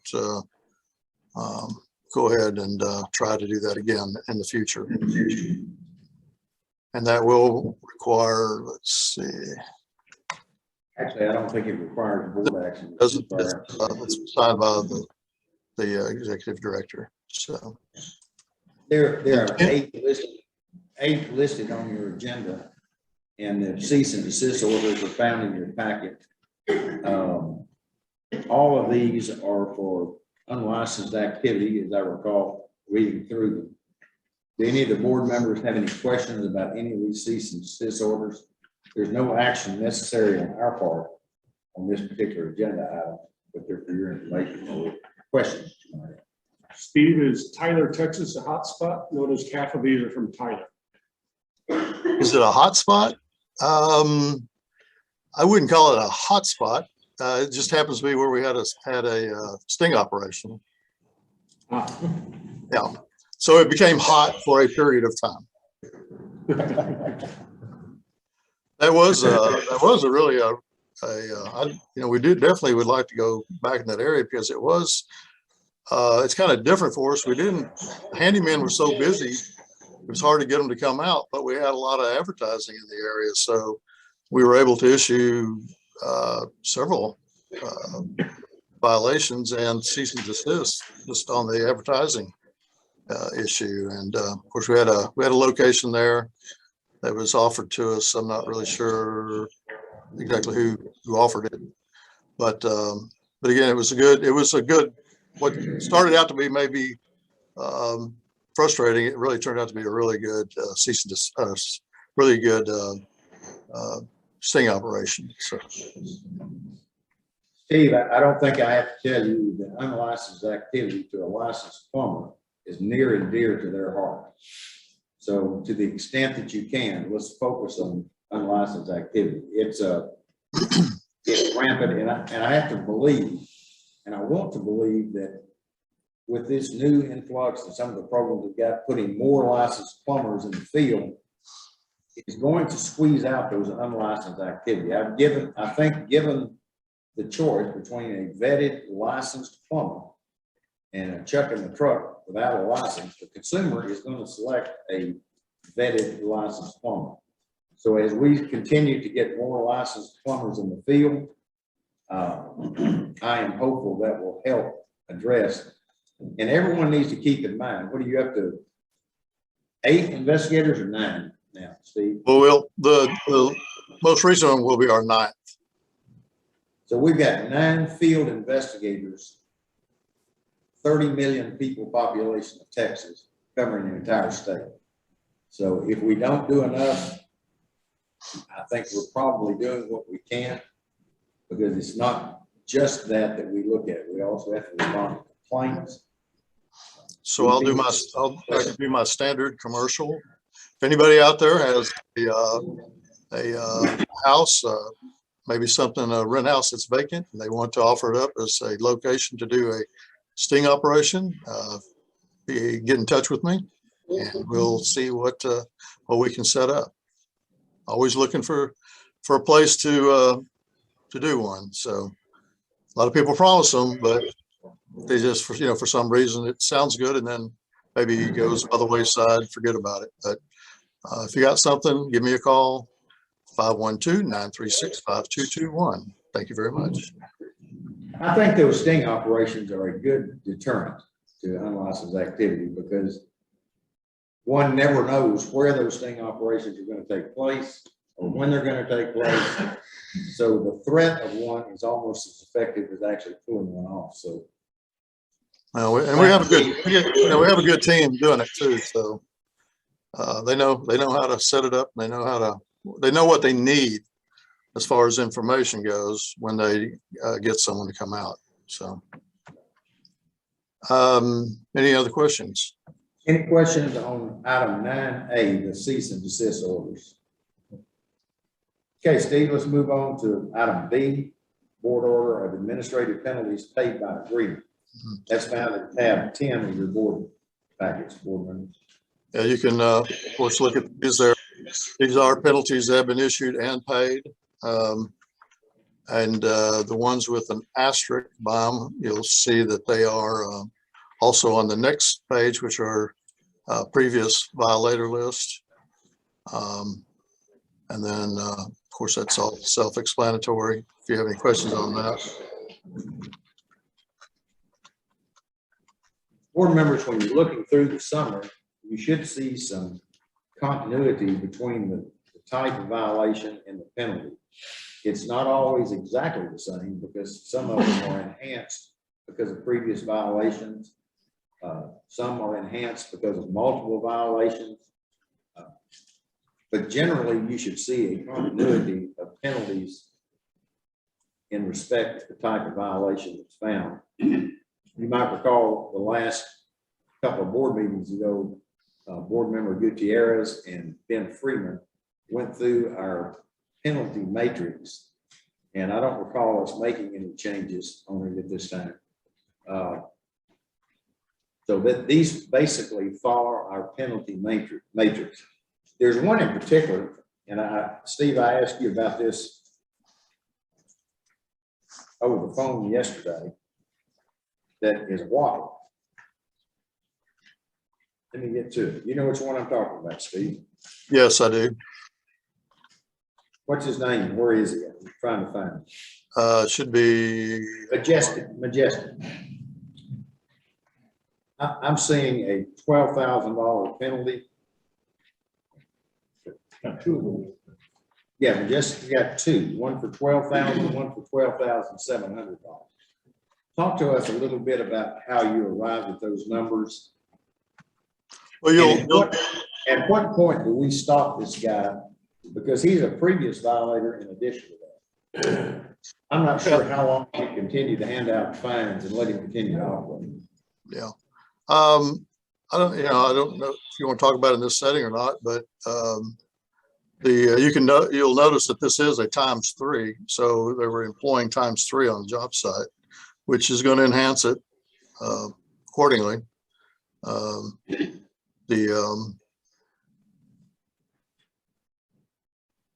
As far as, yeah, I can talk about it a lot. You want to talk I about don't know how the board feels about this, and I'll seek your input. But in a case like this, where you've got multiple violations of repeat offenders, I have no problem in seeing these types of fines or penalties on a report. Do any of the board members take issue with this? Yeah, well, I think it was last meeting, we talked about something like this. We talked about some guys that it's the cost of doing business. So it's a fine, I'll just pay, it's the cost of doing business. I noticed on page 5, you've got Anthony Burleson. Again, you say it's 3 previous violations, it's a $5,000 fine. But I'm with the chairman, I'm wondering, do we have some sort of matrix? How many mulligans do we give them before we say, hey, you're just not meant to be a plumber in Texas? it's what it usually is 3 strikes, and then we go to a suspended license. Now we can do a probated suspension for 12 months, which would mean they would get one last opportunity, then they would lose the license for a full year. Or they may decide just to go straight to a suspension for 12 months. That's typically what we do right now. So this Burleson violation, you say he's already a 3-time offender. Should he be up for review as far as what you just mentioned? It's like I said, it looks like that it'll be the 4th. If it comes up, then that's when he would be on the suspension list. So it's after the 3rd. Okay. violation. So It's also, after 3 violations. yeah, I don't know if he's already had 3, and it depends on when. I mean, if he got a penalty at the same time he had a 3rd one, and he hasn't been given the opportunity to either contest it or what, take us to SO or whatever he wants to do, then the extra penalty in line may be held up because of that fact. Again, there's still a penalty that would happen with a short period of time, and the opportunity to contest it hadn't arrived. I'd have to look more into that one if that's the case on this. I think you're being asked to look more into that and watch it. I think I'm hearing from the board, and I believe this reflects the views of the board. We're all for leniency for those first-time offenders or minor violations, warnings, or whatever you can do to get them into compliance. We're okay. But these frequent flyers who keep coming back and coming back, we have got to ratchet up the penalties high enough to act as a deterrent for future violations. And that includes a suspension, a probated suspension, or maybe even a revocation. So you have the board's support to move in that direction. If these frequent flyers, and you know who they are, probably better than we do. But is that pretty well the general consensus of our board, that we have no problem with ratcheting up the penalties concerning these frequent flyers? I mean, they know exactly what they're doing. Yeah, when there's multiple repeat violations like that, I mean, I think that obviously we're not getting their attention otherwise. I mean, I got to wonder about Mr. Mojesic, who's facing, almost $25,000 worth of fines. That, to me, that goes beyond the cost of doing business. But I don't know what he's charging his customers, so I can't say. But I mean, if 25 grand doesn't get your attention, I don't know what's going to get it. Yeah, I mean, if you suspend his license, he'll probably just keep working without a license. And then in this instance, he's not the responsible master plumber. He's the employer.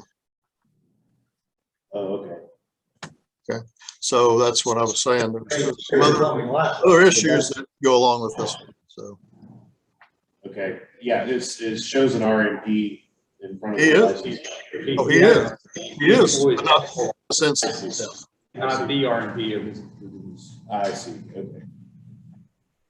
But Steve, you know who they are, and I think you've got a board that is supportive of ratcheting up the penalties or ramifications for these repeat offenders. So you have our support to do that. Same token, these first offenders for minor violations, I have no problem with warnings or get them into compliance. But these that continue to show up and show up and show up, we are just gonna have to ratchet up the penalties for them. Maybe 25,000 is not enough to get his attention, but maybe a suspension is enough to get his attention. Right. Well, we will definitely, we have a board review coming up here at the end of the week, so we will definitely take that into consideration. Thank you.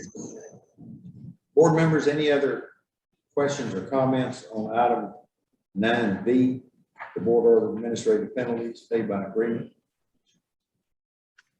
Steve, any other comments from you on this item? I don't think so. Like I said, we're, we have the penalty matrix. We've got pretty well everything in order, just input from the board, what the board wants to see. And we're And good. I would say this, Steve, if the penalty matrix does not give you the tool that you need in order to do what we're trying to accomplish, if you will come back to the board and tell us what you need in order to get people's attention, I think we would have a receptive audience to it. So take a look at it in your meetings, and if you don't have the tools you need, bring them to us, and let's see if we can't provide them for you. Sounds good. Sounds good. Okay, board members, this is one that we do have to approve by vote. Is there a motion to approve the board orders of administrative penalties by agreement and authorizing the chairman to sign the appropriate documents? Ron Ainsworth, so moved. Justin, second. Mr. Ainsworth moves, Mr. McDonald seconds. All those in favor signify by saying aye. Aye. Any opposed? Thank you. Steve, let's go to item number C, consideration and possible approval of default final orders. These are default order schedule presented to y'all today, and it has to do with those that have been issued penalties but did not respond. They did not reply to the notice of alleged violation, so they are in default. They've been given ample order or ample opportunity, and not only that, these are the ones that actually were sent certified mail, and we received return receipts.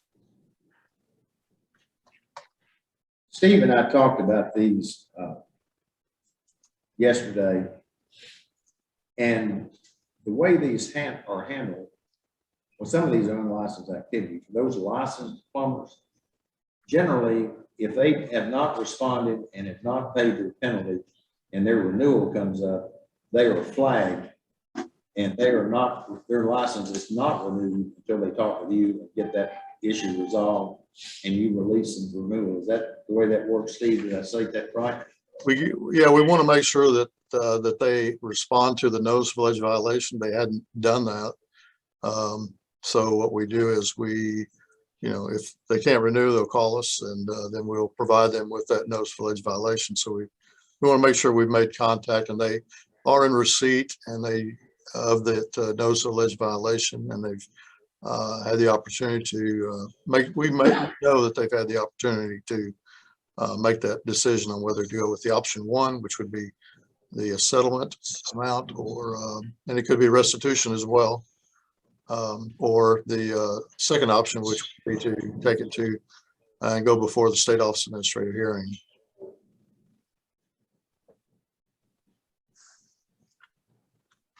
Any questions by the board members on these default orders? Either the procedure or any specific order that you have a question about?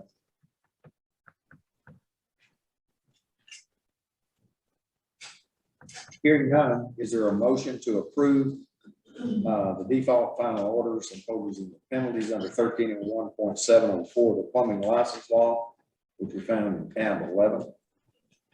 Is there a motion to approve those? I think, do I have to sign these, Lisa? Yes, sir. Okay, and authorizing the chair to sign the appropriate time. Mr. Rice makes a motion to approve. Milton second. Mr. Gutierrez seconds. All those in favor signify by saying aye. Aye. Any opposed? And Steve, I think that concludes your report. Is that correct, or do you have anything else you want to? Leave so unless you have any questions or comments or.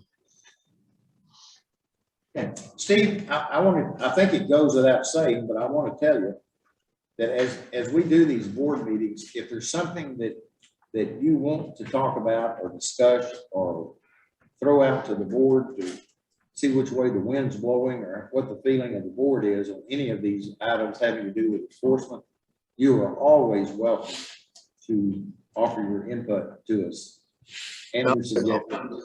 Yeah, I'll make sure that the field investigators also, if they have anything, they can get it to me, and I'll definitely bring it on board if they've got some questions or concerns or anything like that.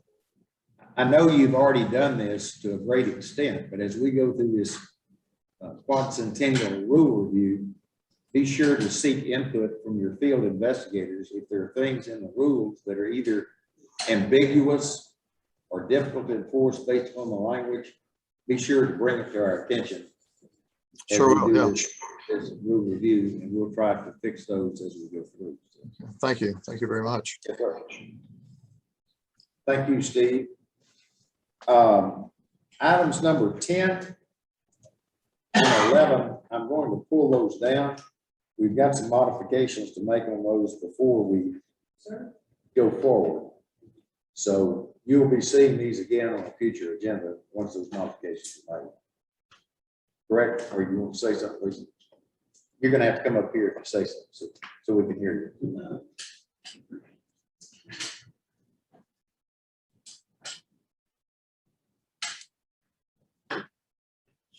I just had a suggestion. I was Sure, go ahead. reviewing a couple of things. And if we adopted these now, we could work with them the way they are and then modify them again. My preference, and I appreciate that, but my preference is bring us a finished document. Okay. We've got enough coming before the board to keep up with, and I don't want to have to keep up with what we change. So I'm fine. if you're okay with that, I would prefer just to let's pull them down and you get them in final form, bring them to us. Okay. Is that okay? Did you want to do the last one? I do, it's the last. Okay. And I'm going to move now to item number 12. This is for final adoption for the board, and it has to do with military spouses.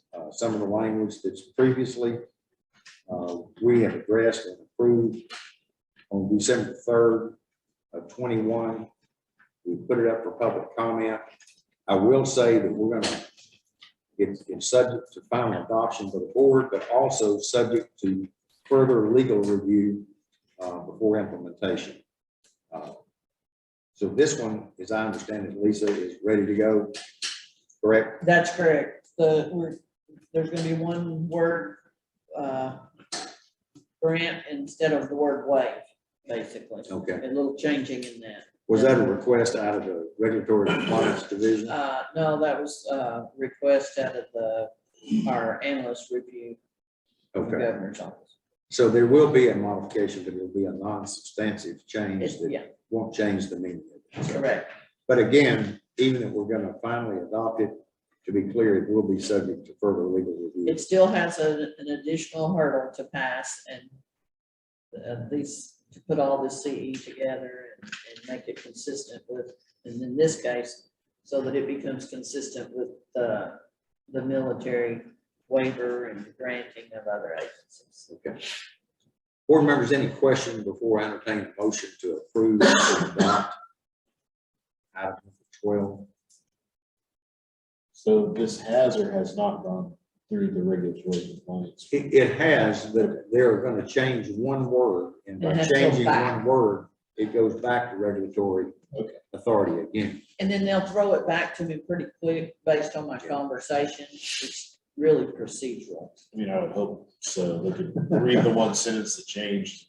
It's exhausting. It is exhausting. It is, and I'll tell you, it underlines the difficulty in accomplishing all the things that we have accomplished this year. I'm telling you, it's like walking a tightrope. It's, but with that being said, you know, I sometimes complain about it, but in the final analysis, it is a good public policy to have another set of eyes on it, have it completely vetted and reviewed. And when we do finally adopt it, and it has gone through all the review process, we can have comfort that it has been looked at every way in the world. We'd like to get it right. But in this particular one, they're going to change one word. We consider it to be non-substantive change, and it should come right back to us as approval. But I did want to throw out there that it is subject to further review. And the other two, I'm gonna put right back on the next agenda. And they really won't have a lot of change, but the process is just gonna start over in our days, and there'll be some other stuff with it so that it all gels. Okay. All right. We got it. Okay. Is there a motion to approve item number 12? There's Black, so moved. Mr. Black moves. Is there a second? Second, Bill. Second by Mr. Stout. All those in favor signify by saying aye. Aye. Any opposed? Okay, thank you, board members. And we are actually down to public comment. We've got a lot of public here today. I hope we've got some comment. Let's go ahead. I'm not sure in what order. Does anyone have a list or an order in which we're going to take public comment today? Sir? If you would like to make public comment, please indicate and just come up and have a seat at the table with us. Now, surely somebody, oh, I good. saw some online. Mr. Wakefield is going to come up here. And Mr. Wakefield, I want to warn everyone, they didn't bring me a gavel. Good. So if you get out of line, I'm going to have to holler at you. So don't be offended. You don't have to holler too loud. Be on your best behavior. If you will fill this comment card out. Sir, my apologies on no gavel, but this place was so nice, I figured they had an extra large one. You know what? We didn't want to mark up this nice table And anyway. I was scared of. Well, you know what? In 12 months, I've never had to use it. I've had it all this time, but I've never used it. Really? He's afraid of hurting Mr. himself. Mr. Wakefield, thank you for being here. Mr. Chairman, first of all, thank you. And my first comment is, thank you all. This is, that there's several people in this room that wanted to be on the board, that actually applied to be on the board. So we know what you've done. Y'all have been watched stringently. And I've got to tell you, changes have been made. And I want to say as a plumber, I appreciate that. What y'all are doing for the high schools, and I know that this started with Mr. Schaefer, but I tell you what, I'm happy about that. This helps us get more plumbers out there. But what I want to say about that is, I don't think that keeps the unlicensed plumber from doing what he's doing.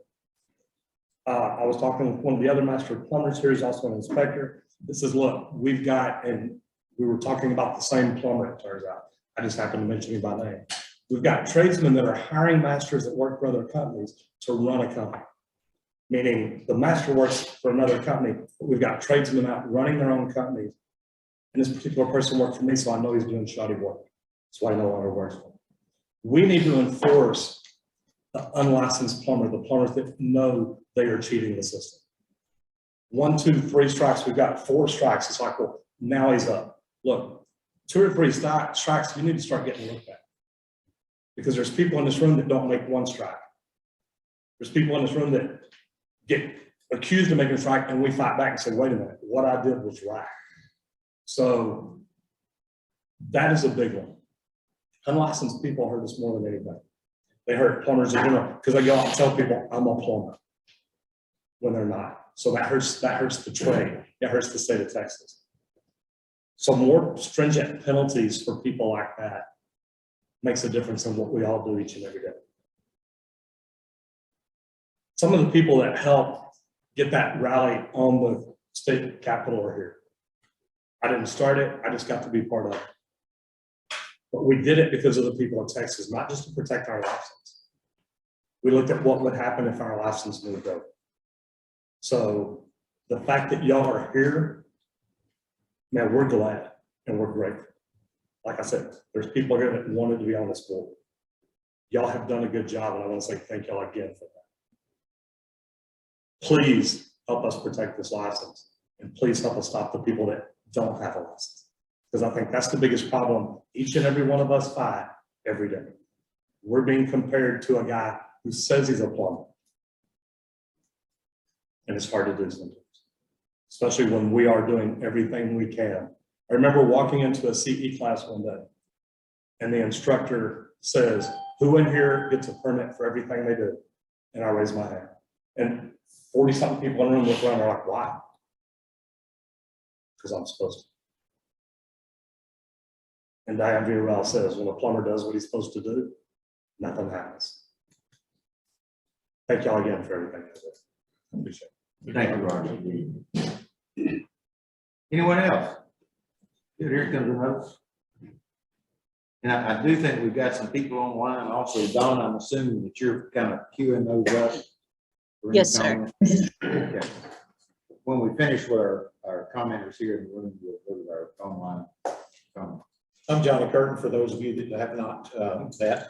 And I just want to reiterate what he said. I appreciate you guys taking their time and your energy to come out here and do this for us. And I appreciate y'all doing that. My concern, of course, I teach the classes, training classes and continuing ed, and I'm a provider.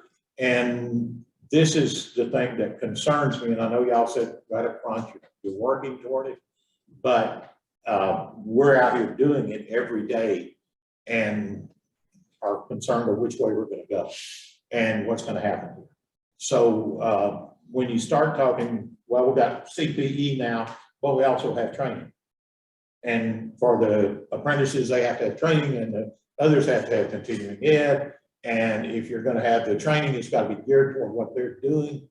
And I'm afraid that we're going to narrow this stuff down so close that each one has to have a different type of training, and or you're teaching the same thing to the same people over and over, or we're going to have one or two in every class, and that's not going to be worth it to anybody. And we're not going to get the quality training that we really need out here in the field if we don't lay something out to spell this out the way we're doing it. And making it different than continuing ed. Right now, we're putting everybody into the same class, and it's worth putting on the classes. And I think they're going to get something out of an apprentice getting something out of a continuing ed, working with the older people in the class and learning not just what we say, but what the others in the class are presenting. And I think that is training. And to spell it different and look at it different, I don't understand it yet. And I hope y'all will clarify that to some degree pretty soon, so that we can make sure that we're on the right track and we can't change overnight. So we need some warning, we need some heads up of what's going on. I think we need to get together, y'all and providers, or some of you and providers, and discuss this and find out what are you looking for and what can we do to provide that, and get on the same page and work together on that same page. The other thing coming up is the 12 months prior to your license, you have to get your continuing ed. And the continuing ed classes, once they're approved, it says they're approved for 2 years. So that means that I can teach the same thing for 2 years, and the people come whenever they want to and take the same class over and over. That's not very productive either. So to not have a start and a stop date in here, no matter when it is, or a changeover date or something, I get confused on what are we looking for, and when are we going to change, and what are we going to teach. So again, this is going to take some discussion, and we need to get together, and we need to set a meeting and talk. I know it's hard for you to do because you're rushing through things a lot now, but I would certainly appreciate as far heads up as you could give us on the meeting dates. I was lucky to be able to come here. I rescheduled the class in order to do it, and I don't have that option very often. But if you can let us know when the meeting dates are ahead of time, 2 months, 3 months ahead of time, or longer, then we can schedule and be at the meetings like we should. And I would certainly appreciate that. But again, thank y'all for being here. Appreciate what you do. Thank But any way I can help, give me a call. Thank you. Thank you, Mr. Kirk. Anyone else in the room?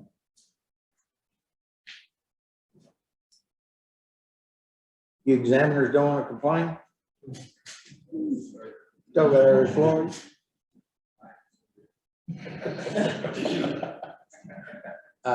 Dawn, do we have anyone online that wishes to make a comment? Yes, sir. We have one, Bobby Duran. Oh, and Mr. Mata.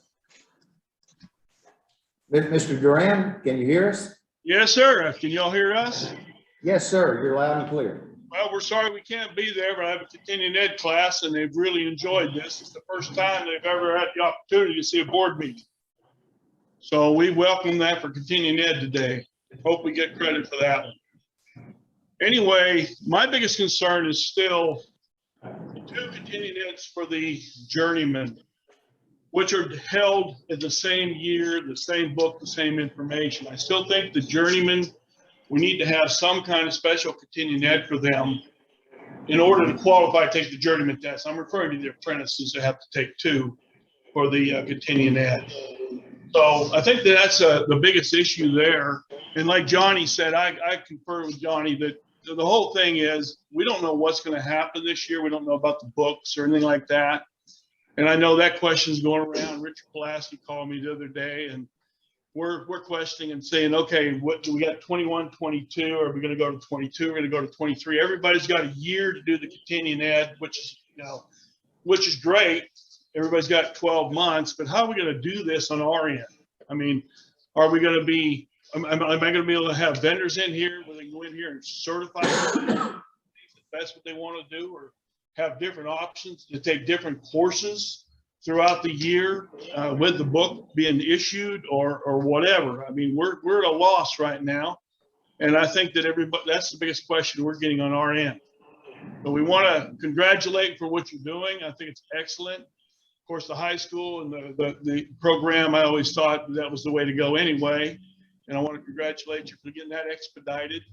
And let's hope by May that these guys can get their exams within 30 days. That's what the whole objective is. And I think we're going to make it. Appreciate it. Thanks a lot.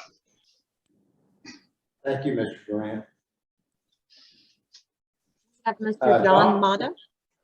Mr. Mata, can you hear us? Mr. Mata? Yes, sir, Mr. Chairman. How you doing? Hey, I'm doing great, Mr. Mata. Go Good right deal. ahead. Good. Thank you, Mr. Chairman, board members. I'm John Mata, Director of Field Services for IAPMO, and just like to offer congratulations to the board on the new appointments and all the work you've done over the last 12 months. And want to let you know that IAPMO is here to offer any resources can available to help bring the tradesman license to fruition or whatever else we need to do for you. So please utilize us. And sorry I couldn't be there, Mr. Chairman, but look forward to seeing y'all at the next one. Thank you, Mr. Mata. We appreciate your participation. Yes, sir. Don, do we have anyone else? No, sir, that's all I have. Last call in the room. Is there anyone else here that has a comment they wish to make about any subject on or off the agenda?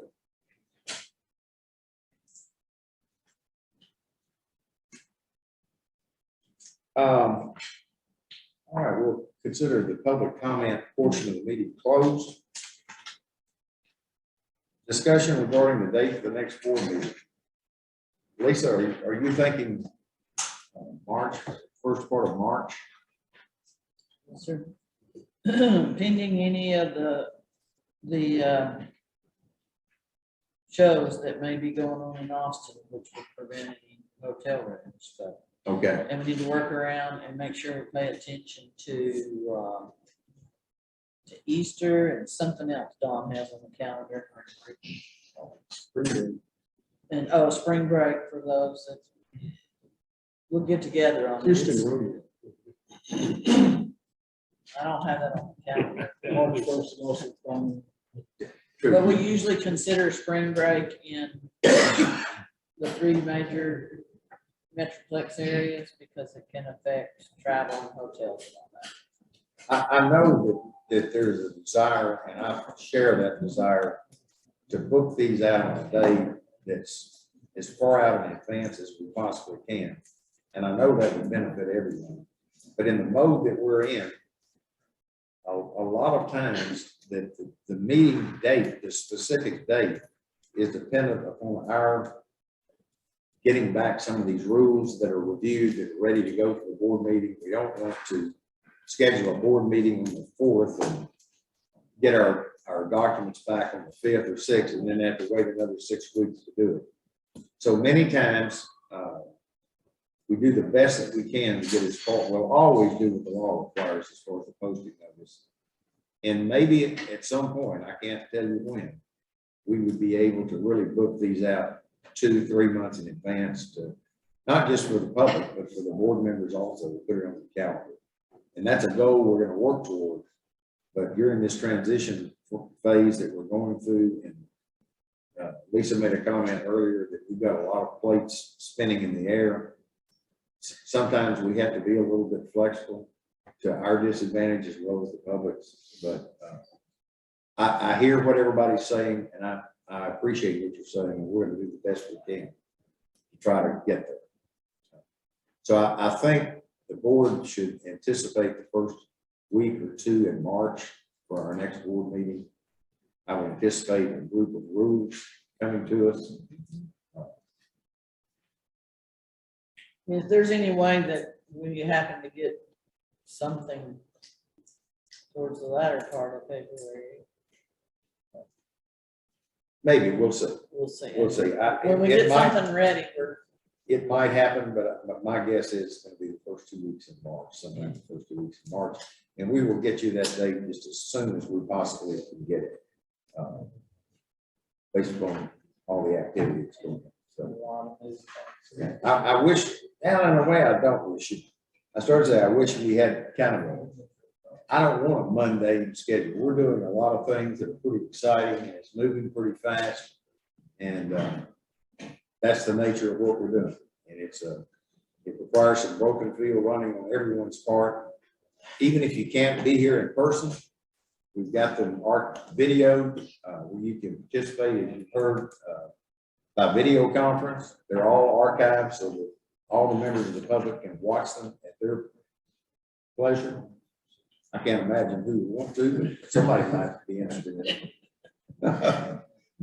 But at any rate, let's think in terms of the first couple of weeks of March, and we will check with the board members as to your schedule or any things that would be obstacles to you during a period of time, and get to you as soon as possible. Having to do with recommendations for future board meeting agenda items. Board members, this is a great time.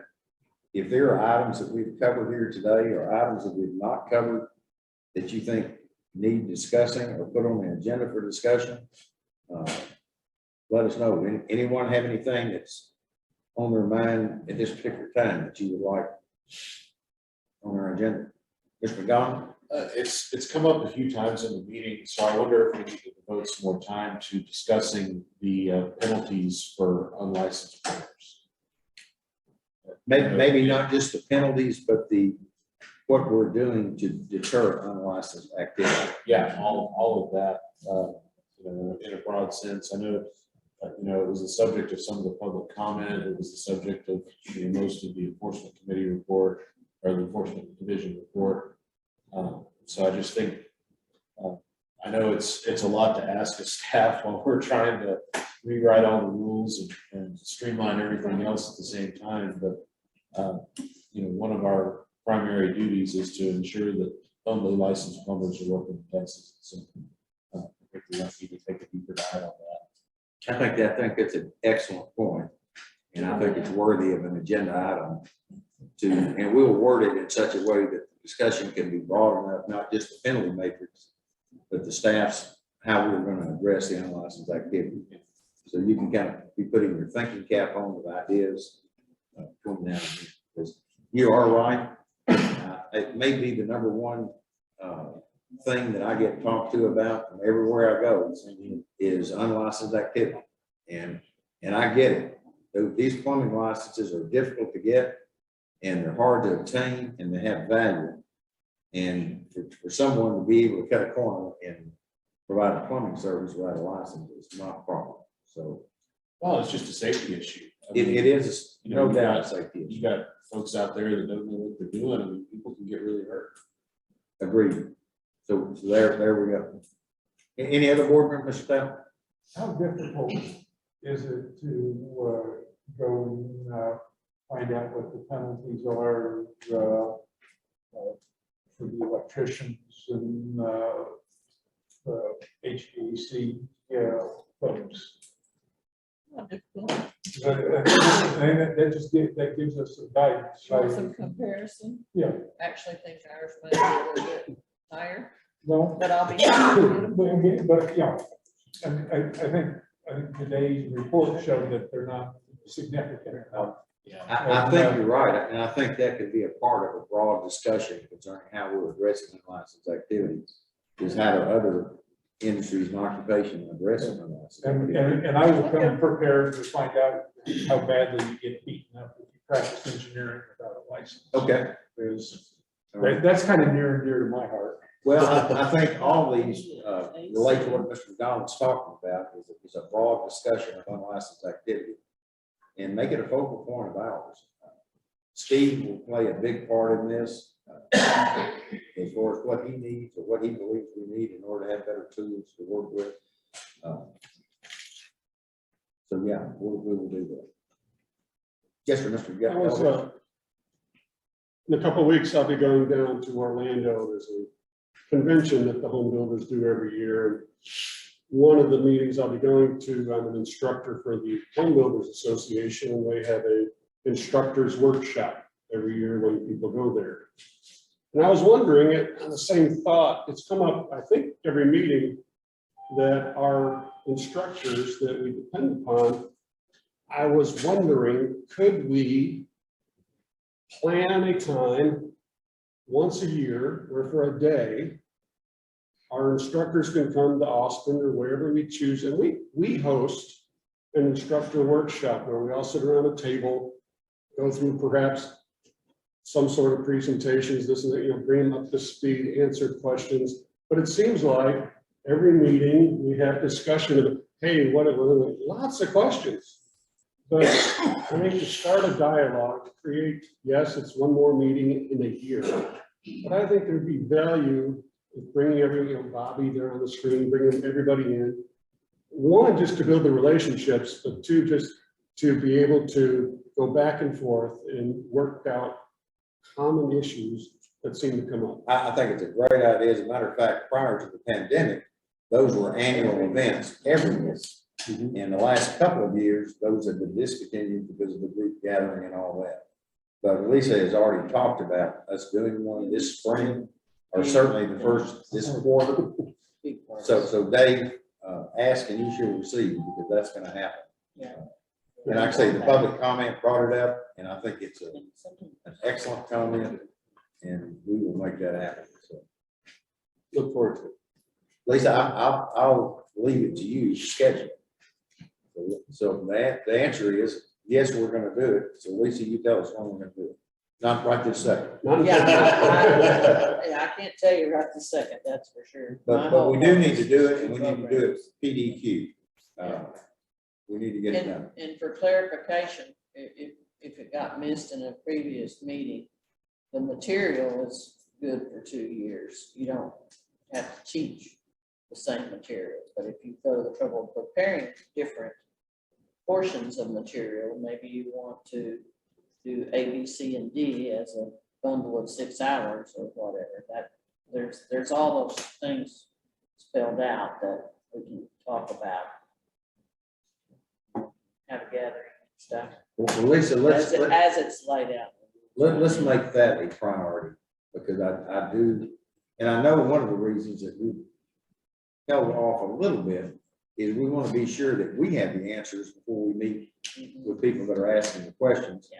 And as we work through these issues with our rules and with computer-based testing and all that business, we want to make sure that we've got the answers before we get the questions. So we're going to move to do that, and let's do it really quickly. And we can have a meeting and talk about it and re-review the rules that we've already put up again, in case somebody has something that needs to be changed again. We know as we move to this new system, even though we're putting the new rules in place, that something's gonna have a problem. So you're gonna, further down the line, we're gonna have to change it again. But what we can't do at a future meeting is, I can't tell you how the program's gonna work, and I can't present that and show it because it's not gonna be ready soon enough to do that. I can't do it. Okay. Well, I'll tell you what, let's do. Let's have the meeting anyway. And it Yeah. might not be a bad thing for us to get the questions, because the questions may lead us to what we Yeah. do. And So- then we can have a virtual training on the program at a later At date. a later. I can't Let's do set up the meeting. I think it'd be well done. That's fine. Like I say, it comes up all the time about needing more information, and I would love to hear what everybody's got to say or what their concerns are. So, like I say, asking you should receive. Anyone else? Well, just a comment, and I know we get a lot of these questions about what is seed and look like and all that. And I think in previous board meeting, we made it clear that we're not going to leave anybody out to dry. You know, if we make a change, you're going to have time to adapt your program, and we're not going to, keep anybody from. I'm gonna disenfranchise Yeah, somebody. exactly. So, Good point. Yeah. We're happy to, if somebody's got their new material ready, I know a couple of people are about to submit some new material. Review that new material, be happy to. That's it. Board members, any other agenda items or discussion items that you want to put on the next agenda? I will say this is not your last call. If something comes up a week from now or anytime prior to the meeting, just let Lisa know that it's an agenda item you'd like to put on the agenda. We'll take a look at it, see if we can fit it in. So, any other business on the board or any other comments of the board members? Nice boardroom. Nice boardroom. Enjoy it, soak it in. This is the end. I don't know what they cost, but I really want these cameras for our boardroom. We're gonna look at it. Let me tell everyone what is going on now. We are gonna have the ribbon cutting at 3 o'clock.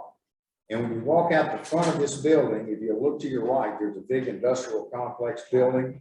It's the only building sitting just adjacent to the right as you walk out the front door.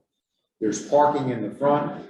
Let's be there at 3 o'clock, and I would hope, and I certainly hope everyone can be there. We want you to walk through and see our testing center. Mike Reeser and his plumbing staff and some other folks will be there. In the meantime, if I were you, I wouldn't stand out in the cold, but I would hang out back here where all the food and the drinks and the refreshments are for 30 or 40 minutes and just be at the industrial complex just to the right of this building, just across the street at 3 o'clock.